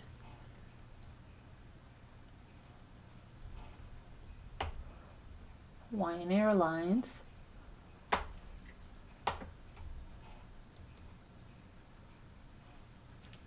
And it's saying that, let me see. It says a flight from Hawaii to Hawaii from California was delayed for roughly 5 hours after a passenger allegedly made a bomb threat, just as the aircraft pushed back from the gate. Hawaiian Airlines Flight 15 to Honolulu was scheduled to depart around 8:30 a.m. But soon after the flight detached from the jetway, a passenger was reportedly overheard making a threat to the aircraft's safety.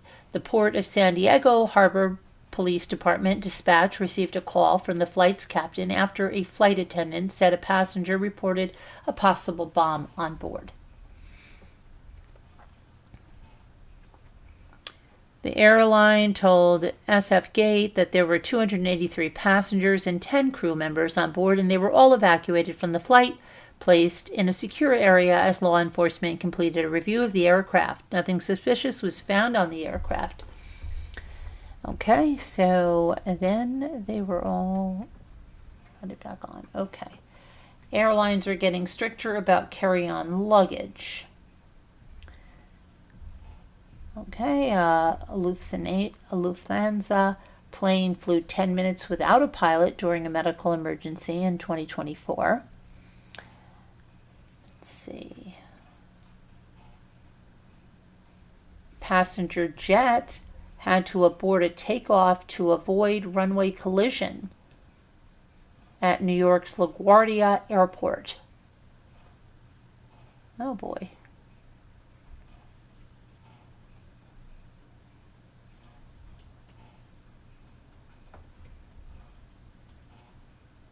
I've flown to LaGuardia. I have a bad memory about that. When a passenger jet roaring down the runway toward takeoff at New York's LaGuardia Airport had to slam on the brakes earlier this month because another plane was still on the runway, Renee Hoffer and all of the other passengers were thrown forward in their seats. Hoffer wound up in the emergency room the next day after the near miss on May 6th. Because her neck started hurting and her left arm went numb. That's the day my kids were flying home. The stop was as hard as any car accident I've been in, Hoffer said. Both the Federal Aviation Administration and the National Transportation Safety Board said Monday they're investigating the incident in which a Republic Airways jet had to avoid takeoff and slam to a stop because a United Airlines plane was still taxiing across the runway. The close call happened despite the airport being equipped with an advanced surface radar system that's designed to help prevent such close calls. In an audio from the tower that the news obtained from a website, the air traffic controller said to the pilot of the Republic Airways jet, "Sorry, I thought United had cleared well before that." At the time, the controller was directing the Republic Airways jet to take off. A ground controller on a different radio frequency was directing the United plane to take to a new taxiway after it missed the first one, and it was supposed to use to exit the runway. When the passengers got off the plane after the close call, Hoffer said the gate agents refused to even give them hotel vouchers for the night because they blamed the weather, even though another passenger said she had an app on her phone that showed another plane was on the runway. Hoffer said she's been stuck in a customer service nightmare since the flight Republic was operating for American Airlines ended abruptly. She said neither the airline nor the FAA has answered her complaints while she continues to nurse the pinched nerve in her neck, but that the ER doctors,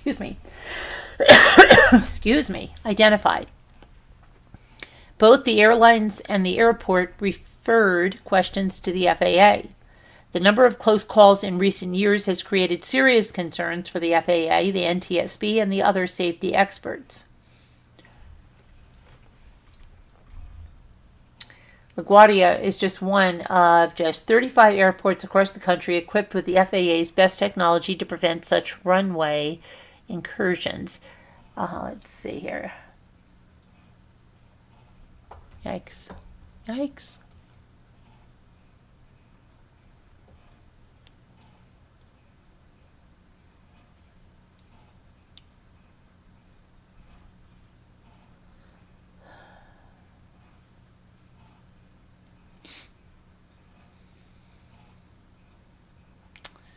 All right, let's see what else we have here.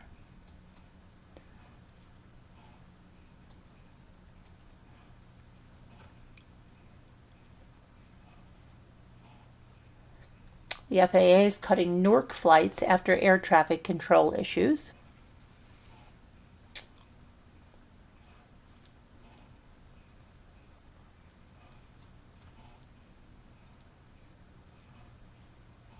Alzheimer's symptoms can appear decades earlier than thought, a new study finds.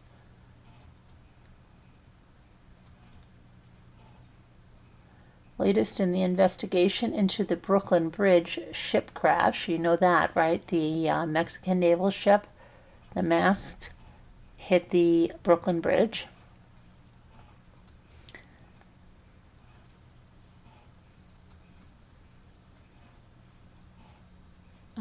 Kroger was found to be overcharging on sale items. Jodie Foster debuts with a 10-minute ovation in Cannes. Deadly storm slammed the central U.S., leaving a path of destruction. It says Alzheimer's disease could be prevented by an antiviral drug already on the market. What is that about? Let's see. It says an existing drug for HIV could double as a preventative therapy for Alzheimer's disease.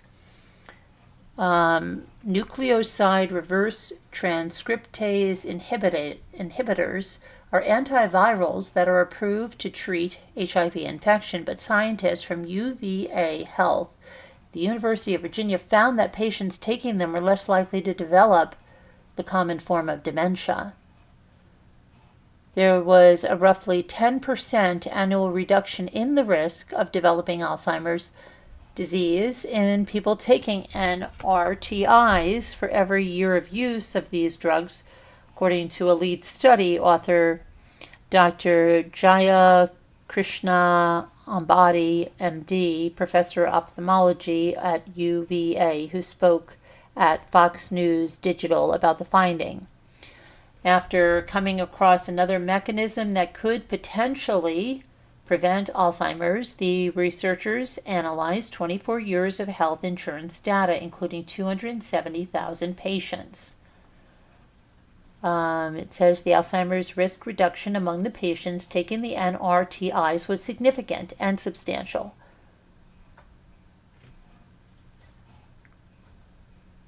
Now the UVA team is calling for clinical trials to gauge their use for treating Alzheimer's. Approximately 10 million people worldwide are diagnosed with the common dementia each year. This level of protection could translate into 60,000 fewer cases every year in our country and up to 1 million fewer cases every year around the world. In addition to keeping the HIV virus from replicating, NRTIs also prevent the activation of inflammasomes, proteins that are involved in the development of Alzheimer's. Okay. Let's see, it said we had previously shown that NRTIs block the inflammasome, so it wasn't altogether surprising that people taking NRTIs might be protecting against this disease. However, the degree of protection against Alzheimer's was quite surprising. Dr. Mark Siegel, a clinical professor of medicine at NYU Langone Health and Fox News senior medical analyst, was not involved in the study but commented on the findings and said inflammasomes are intracellular protein complexes that trigger the release of inflammatory cytokines. HIV uses these inflammasomes to fight the immune system. Let's see. These chemicals are likely responsible for making Alzheimer's worse or for accelerating the process of cognitive decline on neuroinflammation. Rebecca Edelmeyer, PhD, Vice President of Scientific Engagement at the Alzheimer's Association in Chicago, also reviewed the findings, which she called interesting. I'm a neurologist. Here is why. Okay, hold on a minute. Further research and specifically designed clinical trials are needed to fully understand the potential future use of NRTIs to reduce the risk. But the study highlights the potential role drugs repurposing can play in advancing new Alzheimer's treatments. Repurposing existing drugs can offer a promising pathway. As existing drugs, safety and side effects are often already known. The studies can be quicker and less expensive than the new treatments. The research team acknowledged such limitations of the study, like all retrospective health insurance database studies. The findings of our study are an association between this class of drugs and the development of Alzheimer's disease. So, well, that could be something good, right?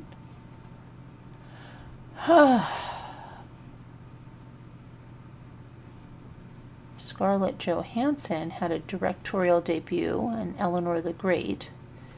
Let's see what else we have.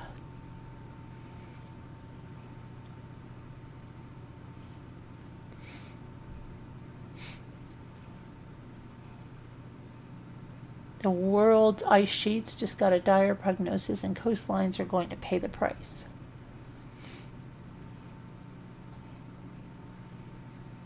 An aerial video shows damage after a system tears through Oklahoma.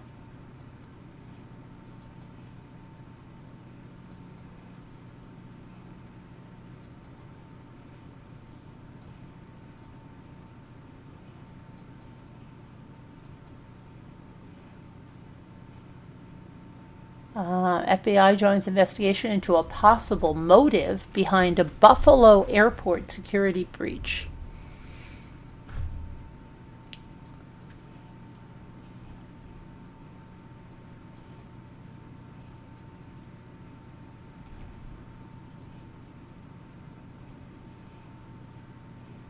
Warning system went offline as tornadoes forecast to hit 6 cities.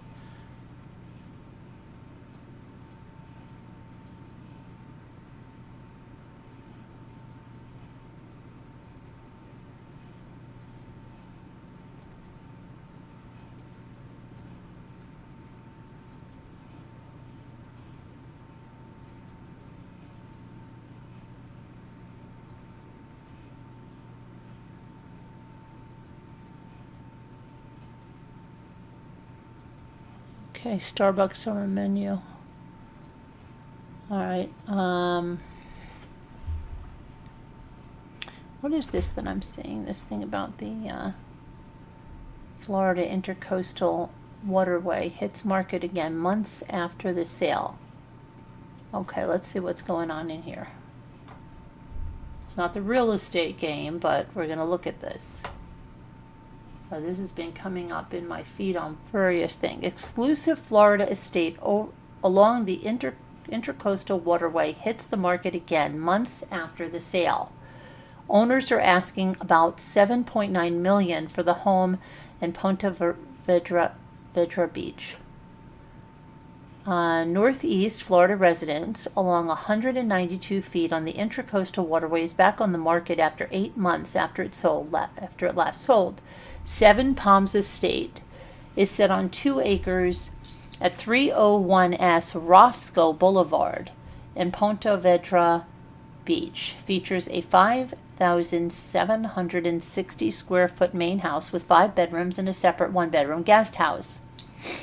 Public records show that Matthew and Candace Noraki paid $7.1 million for the 2-story compound in September. It's now listed for sale with Douglas Elliman at just under $7.9 million. I wonder if this was my neighbor's house, because the owners are moving out of the area due to an undisclosed change in circumstances. It's like a resort. It's a special property. Ponte Vedra Beach, an upscale, unincorporated area south of Jacksonville, is best known as the headquarters of the PGA Tour and the site of the Players' Championships, unofficially considered the Tour's 5th major tournament. Most of the rooms have water views.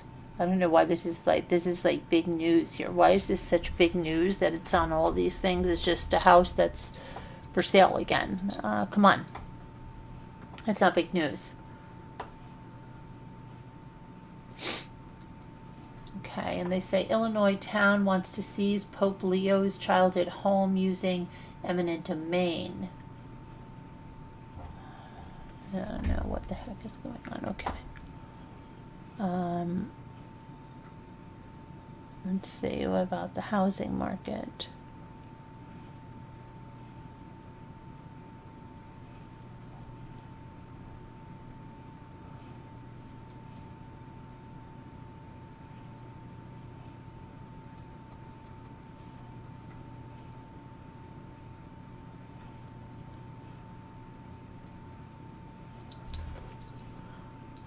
Exclusive soaring prices, low inventory, and influx of newcomers upend Vermont housing market. Western states try to boost condo supply through curbs on defect lawsuits.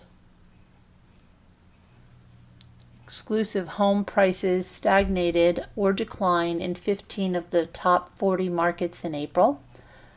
New Jersey homeowners pay the nation's highest effective property tax rate.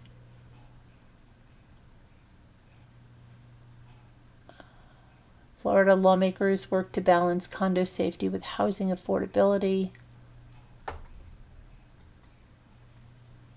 More sellers are worried about the market, Fannie Mae survey indicates. Sharp increase in listings gives Georgia homebuyers negotiating power. Home sale prices have reached a record in the Hamptons. Of course. Wisconsin sees a big dip in home sales again. Agents blame lack of listings.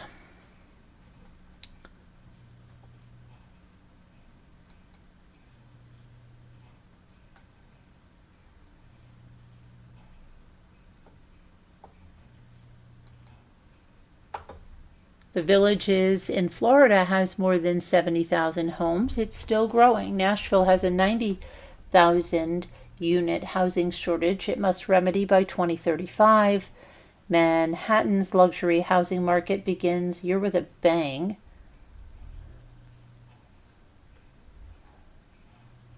Okay, well, that's enough of that, right?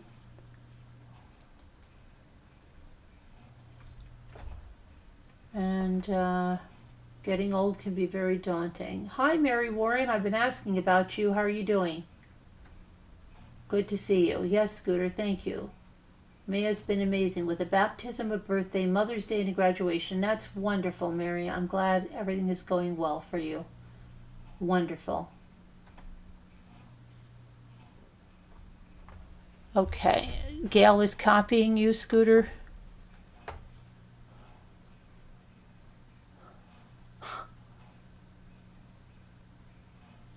And me and Scooter. What? Hi, I see you. You see me. I missed how JCPenney used to be. Nothing to see there now. Yeah, I don't even know the last time I've been in JCPenney, honestly. And what happened to malls? Like, they just stopped. Like, what stopped that? Like, I don't understand. But they just did. And who goes to them anymore? No, you don't even go to the anchor stores anymore. You don't. You know, I used to go to Macy's all the time. Now, I, like, never go to Macy's. Isn't that crazy? You just don't do it. I don't know. It's just so crazy. Everything is so crazy, crazy, crazy. I've been working on my featherweight. I did this amazing thing where I really went into the nuts and bolts of it and cleared out some stuff and yeah, I'm working on a project now, and I was going to show you guys, and then I was like, but and I said, well, maybe I'll go on after my live tonight and show you guys something. I was like, I don't know. So, and then I'm like, I don't know, because my eye's bothering me a little bit. I changed my contact lens in it, and I probably should just let it rest, and I probably should just do my word cookie. I'm trying to work on this one first. I've got to finish this.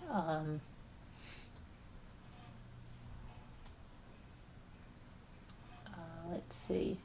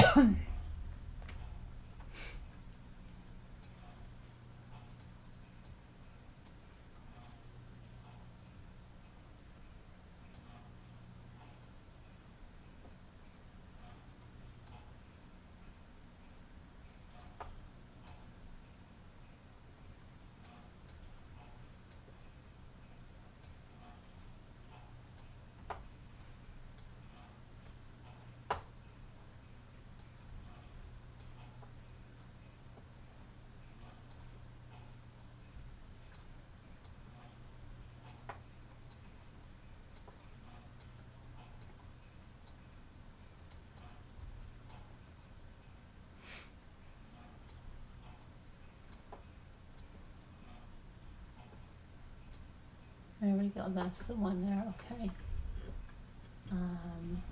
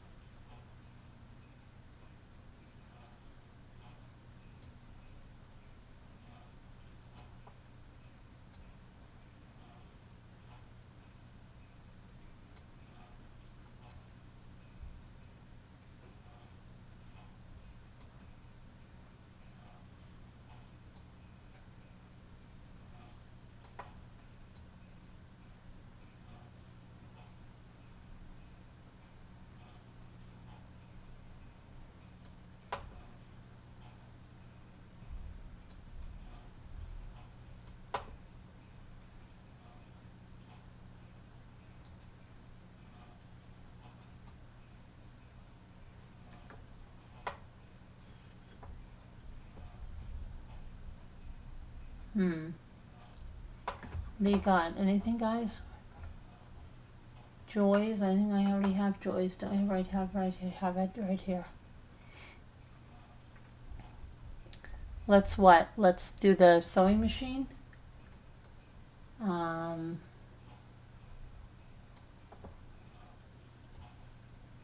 You know what Gail and I liked that day. Really liked that tray she was making. It had an ocean picture on it. It was really pretty. Oh yeah. I've got a lot of projects I'm going to do. I'm going to do this really nice mermaid too.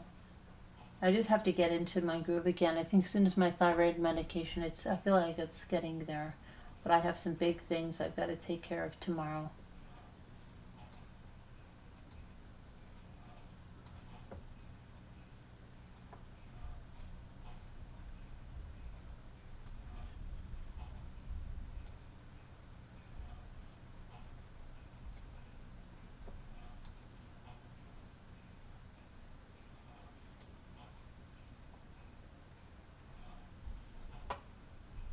Thought I had coaxed it. I already found it. I just didn't put it in there.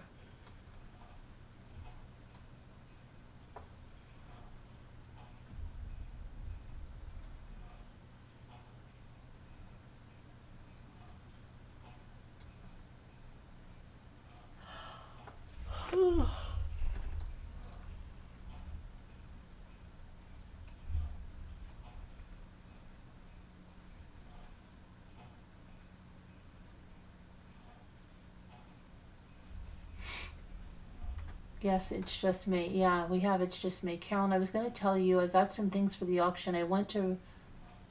Oh, you said it was fun? Good. That's good. Yeah, that's better than. Hold on a minute.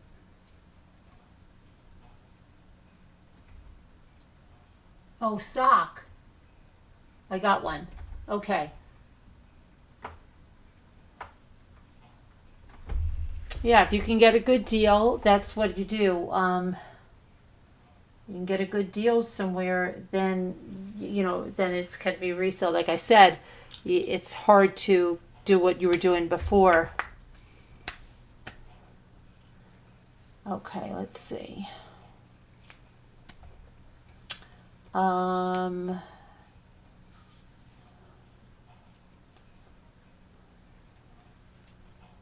You can either not everybody can buy wholesale. They don't have a business license, or they might not be able to do things wholesale. So if you can't do that, the next best thing is to try to buy as a reseller somewhere, and there's different places you can do that. So yeah, hi, it's just me.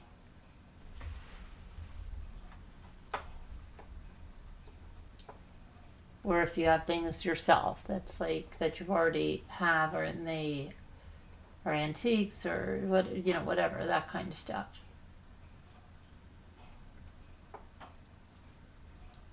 What is it? I'm sorry. Joix?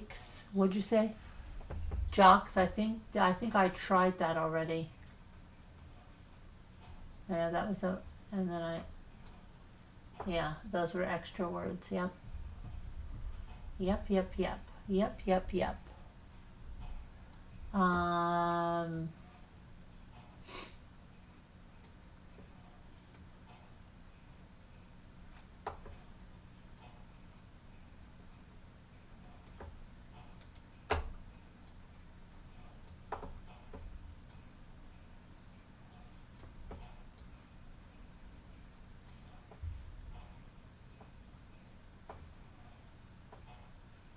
Yeah, of course, of course, Denise. Of course. Sometimes you can find really good things there. It all depends, like what, the market brings. If you found a piece of glassware or something at a sale, an estate sale, it's a great place to go as estate sales. Great place to get resellable merchandise. Estate sales are wonderful. Great for jewelry and stuff, as long as you trust the estate sale and stuff, and that's great. And you don't overpay. And you know the value.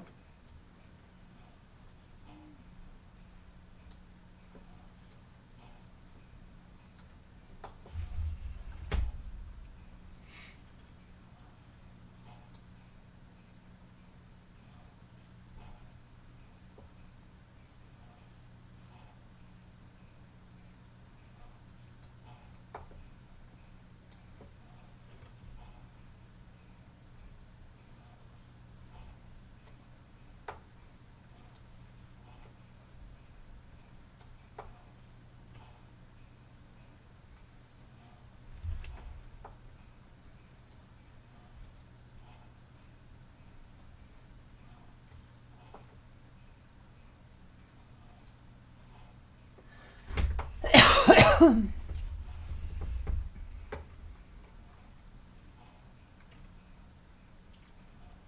not Joey's, but Joey. Right, now we got,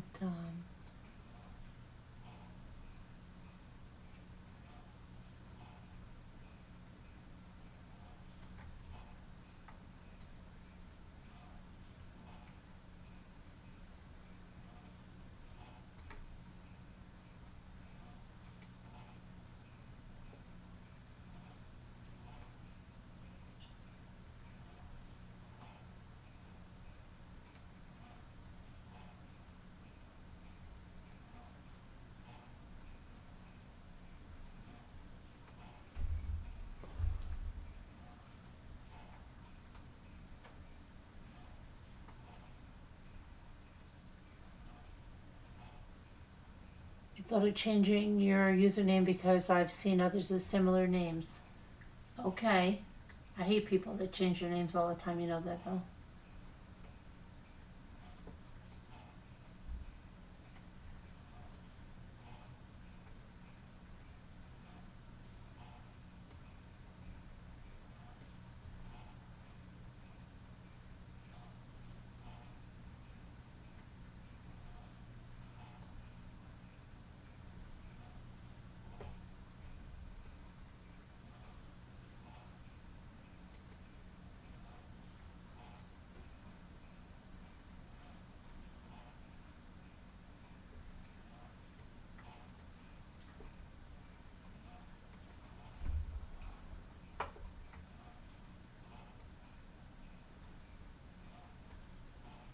Jokey. Okay, yeah, that's good. Thank you, Heart.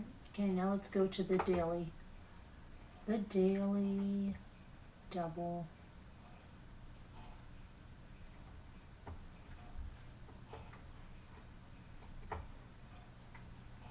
So we're all almost caught up to date here. I gotta do 2 more.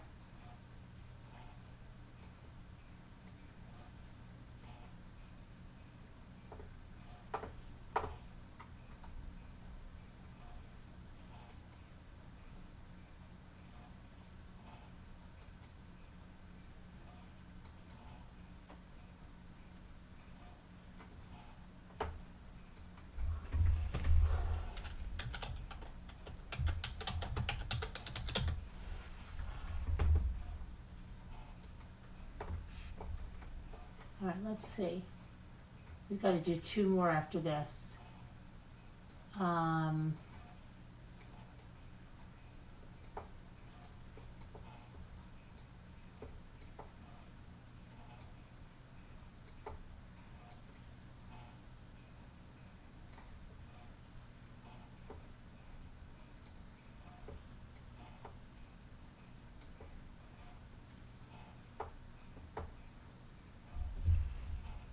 Oh, shoot.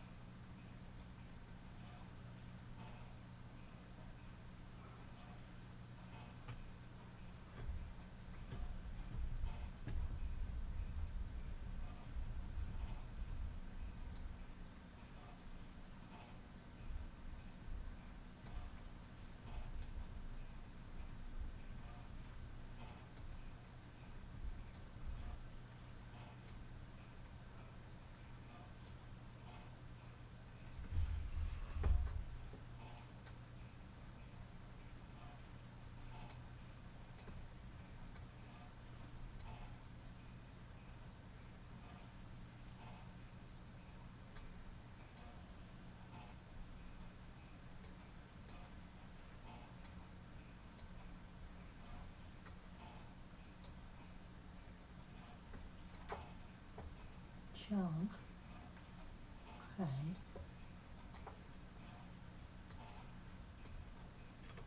Nip.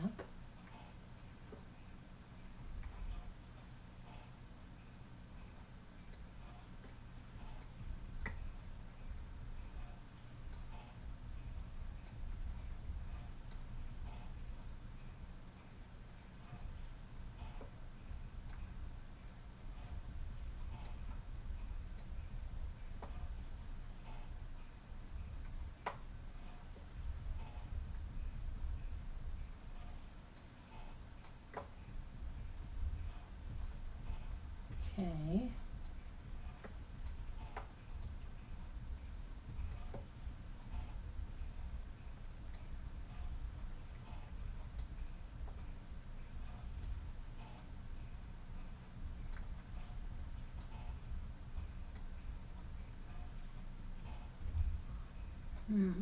Oh, yeah.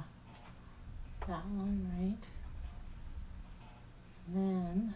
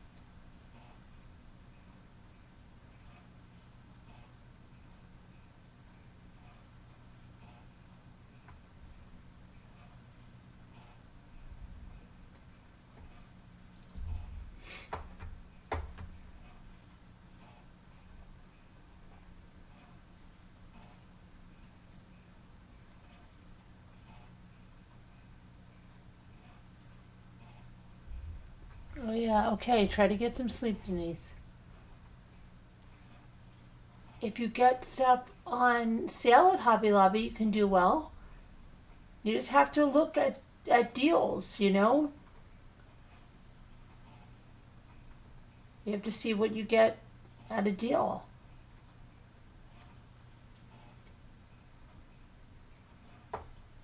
Try it. You'll like it. Take it home and try it.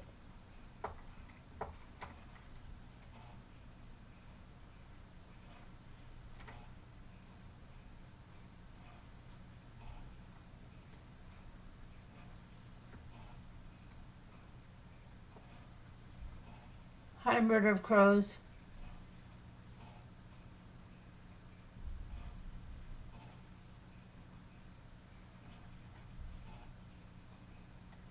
Why is Murder of Crows laughing? Why are you laughing?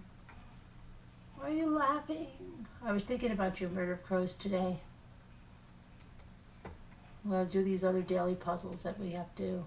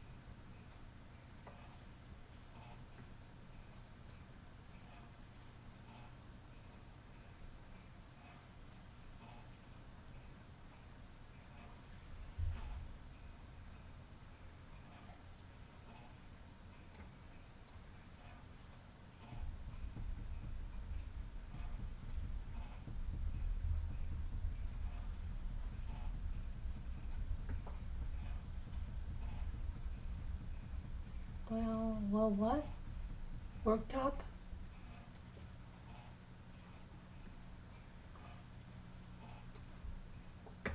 Very good.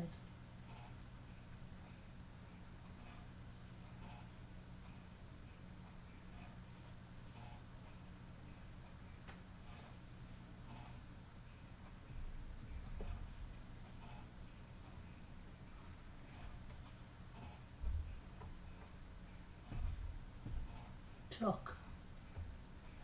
Yeah. Did I already have that there? Didn't seem like anything what happened.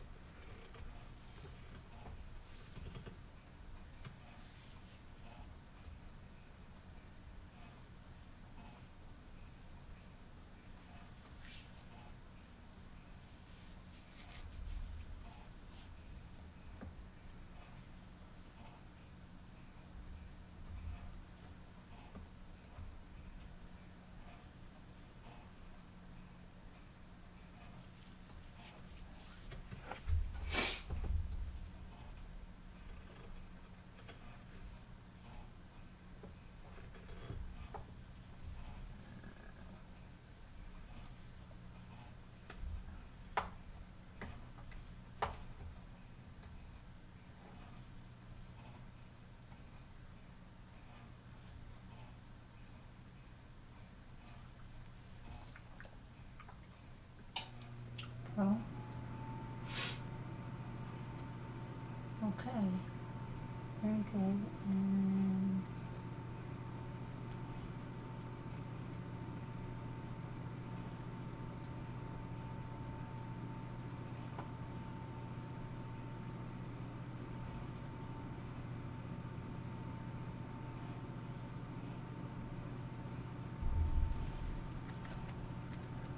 oh.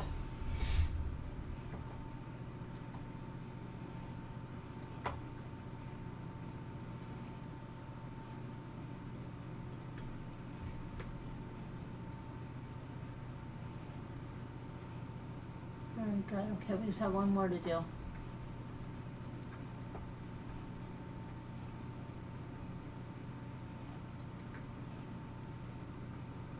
So I was away all this time.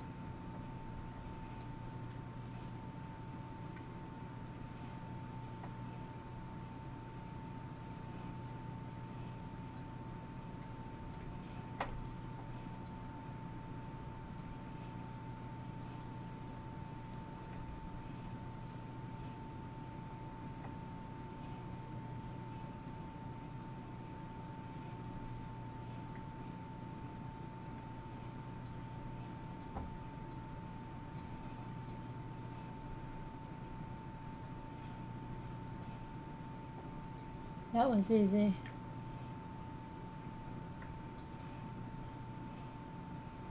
That was it. We're all up to date now, finally. From all the vacation, we're all up to date. Couldn't do any of the ones in April. Well, we can do the ones in April. I missed them all from when I was gone.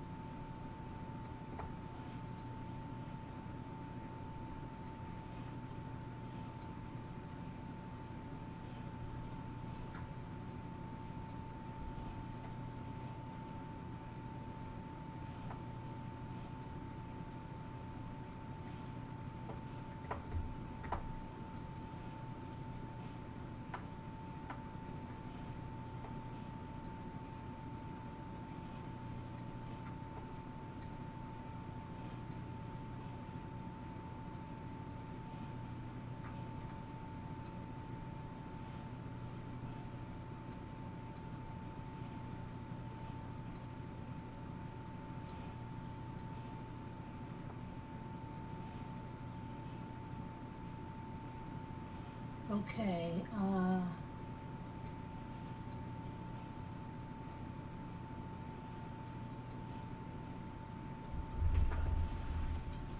Oh boy.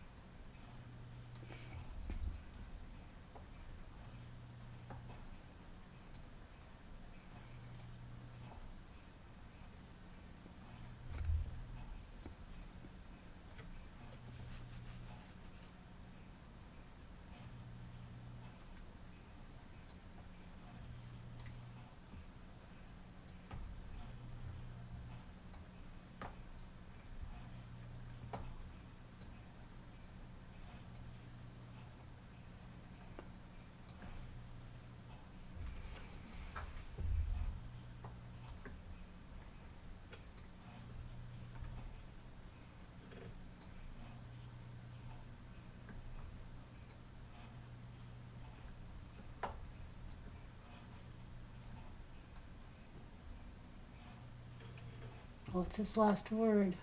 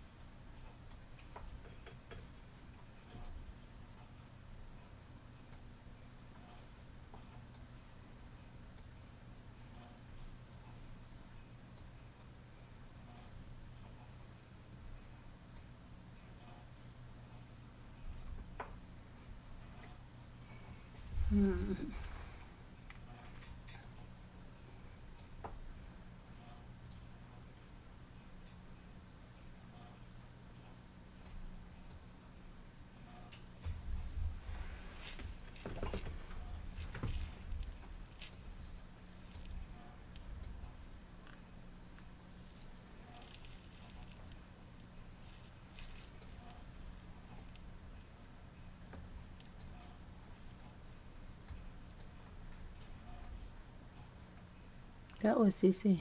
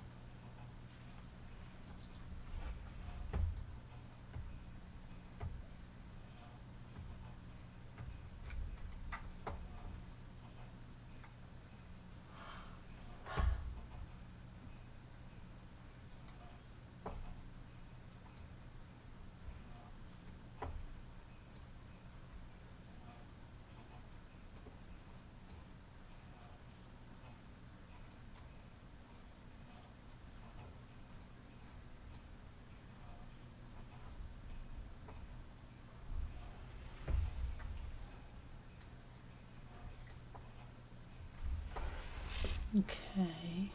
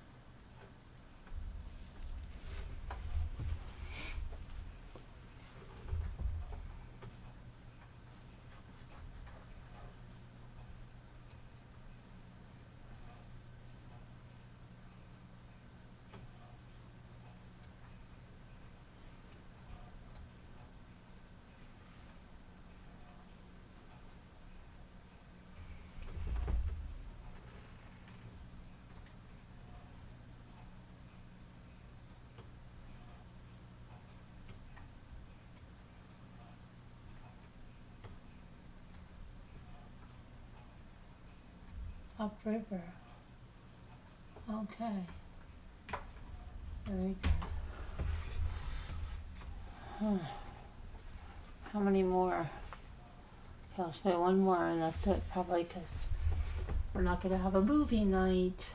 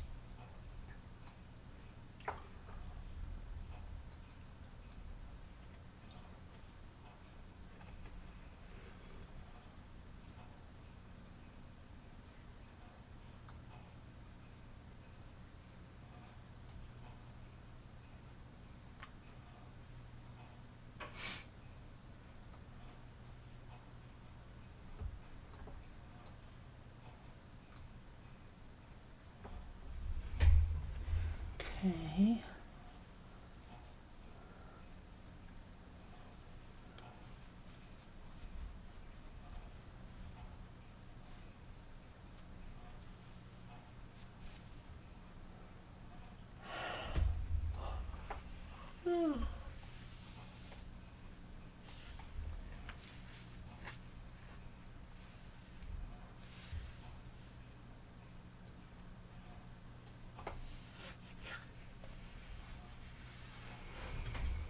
Hmm.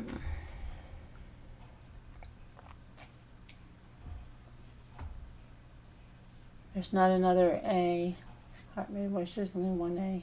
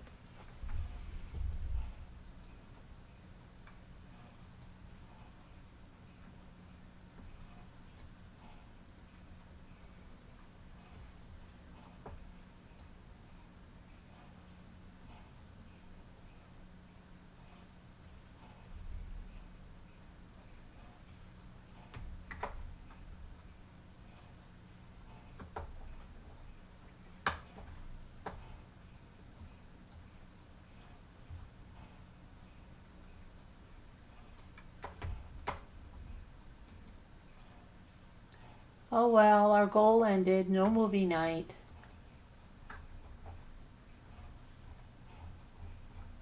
That's a shame.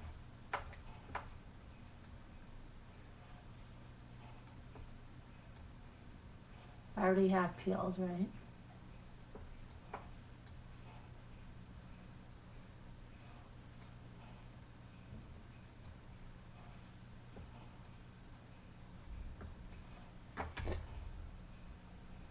Deep.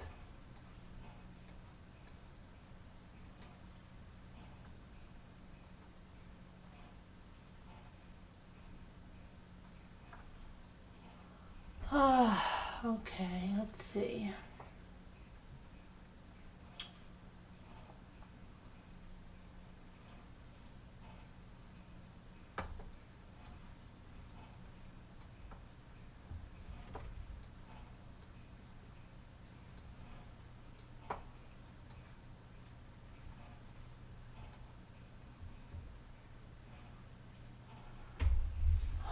All right, well, I'm going to go to sleep. Thanks for watching. If you're watching on the replay, you can always give us super thanks. It's very appreciated. We have a court trial starting July 7th, and our legal fund is there. You can just put in Mommy Rambling's legal fund and make a donation to the legal fund. It's very appreciated. And or you could send a PayPal and designate, for the legal fund, however you want to do it. We appreciate your support. Thank you to all who have supported us so far. And as we go through this journey where our content was stolen and used without permission, and and then there's, well, you can read the legal findings. You can see what my lawyer filed, because that's not put out there. Okay. So, and people are being misled, but that's fine. Whatever is going to matter what's in the court. So, I'll talk to you guys tomorrow. God bless. Prayers. We'll see you tomorrow. Take care. Let me see how I end this. Bye now. God bless. Thanks.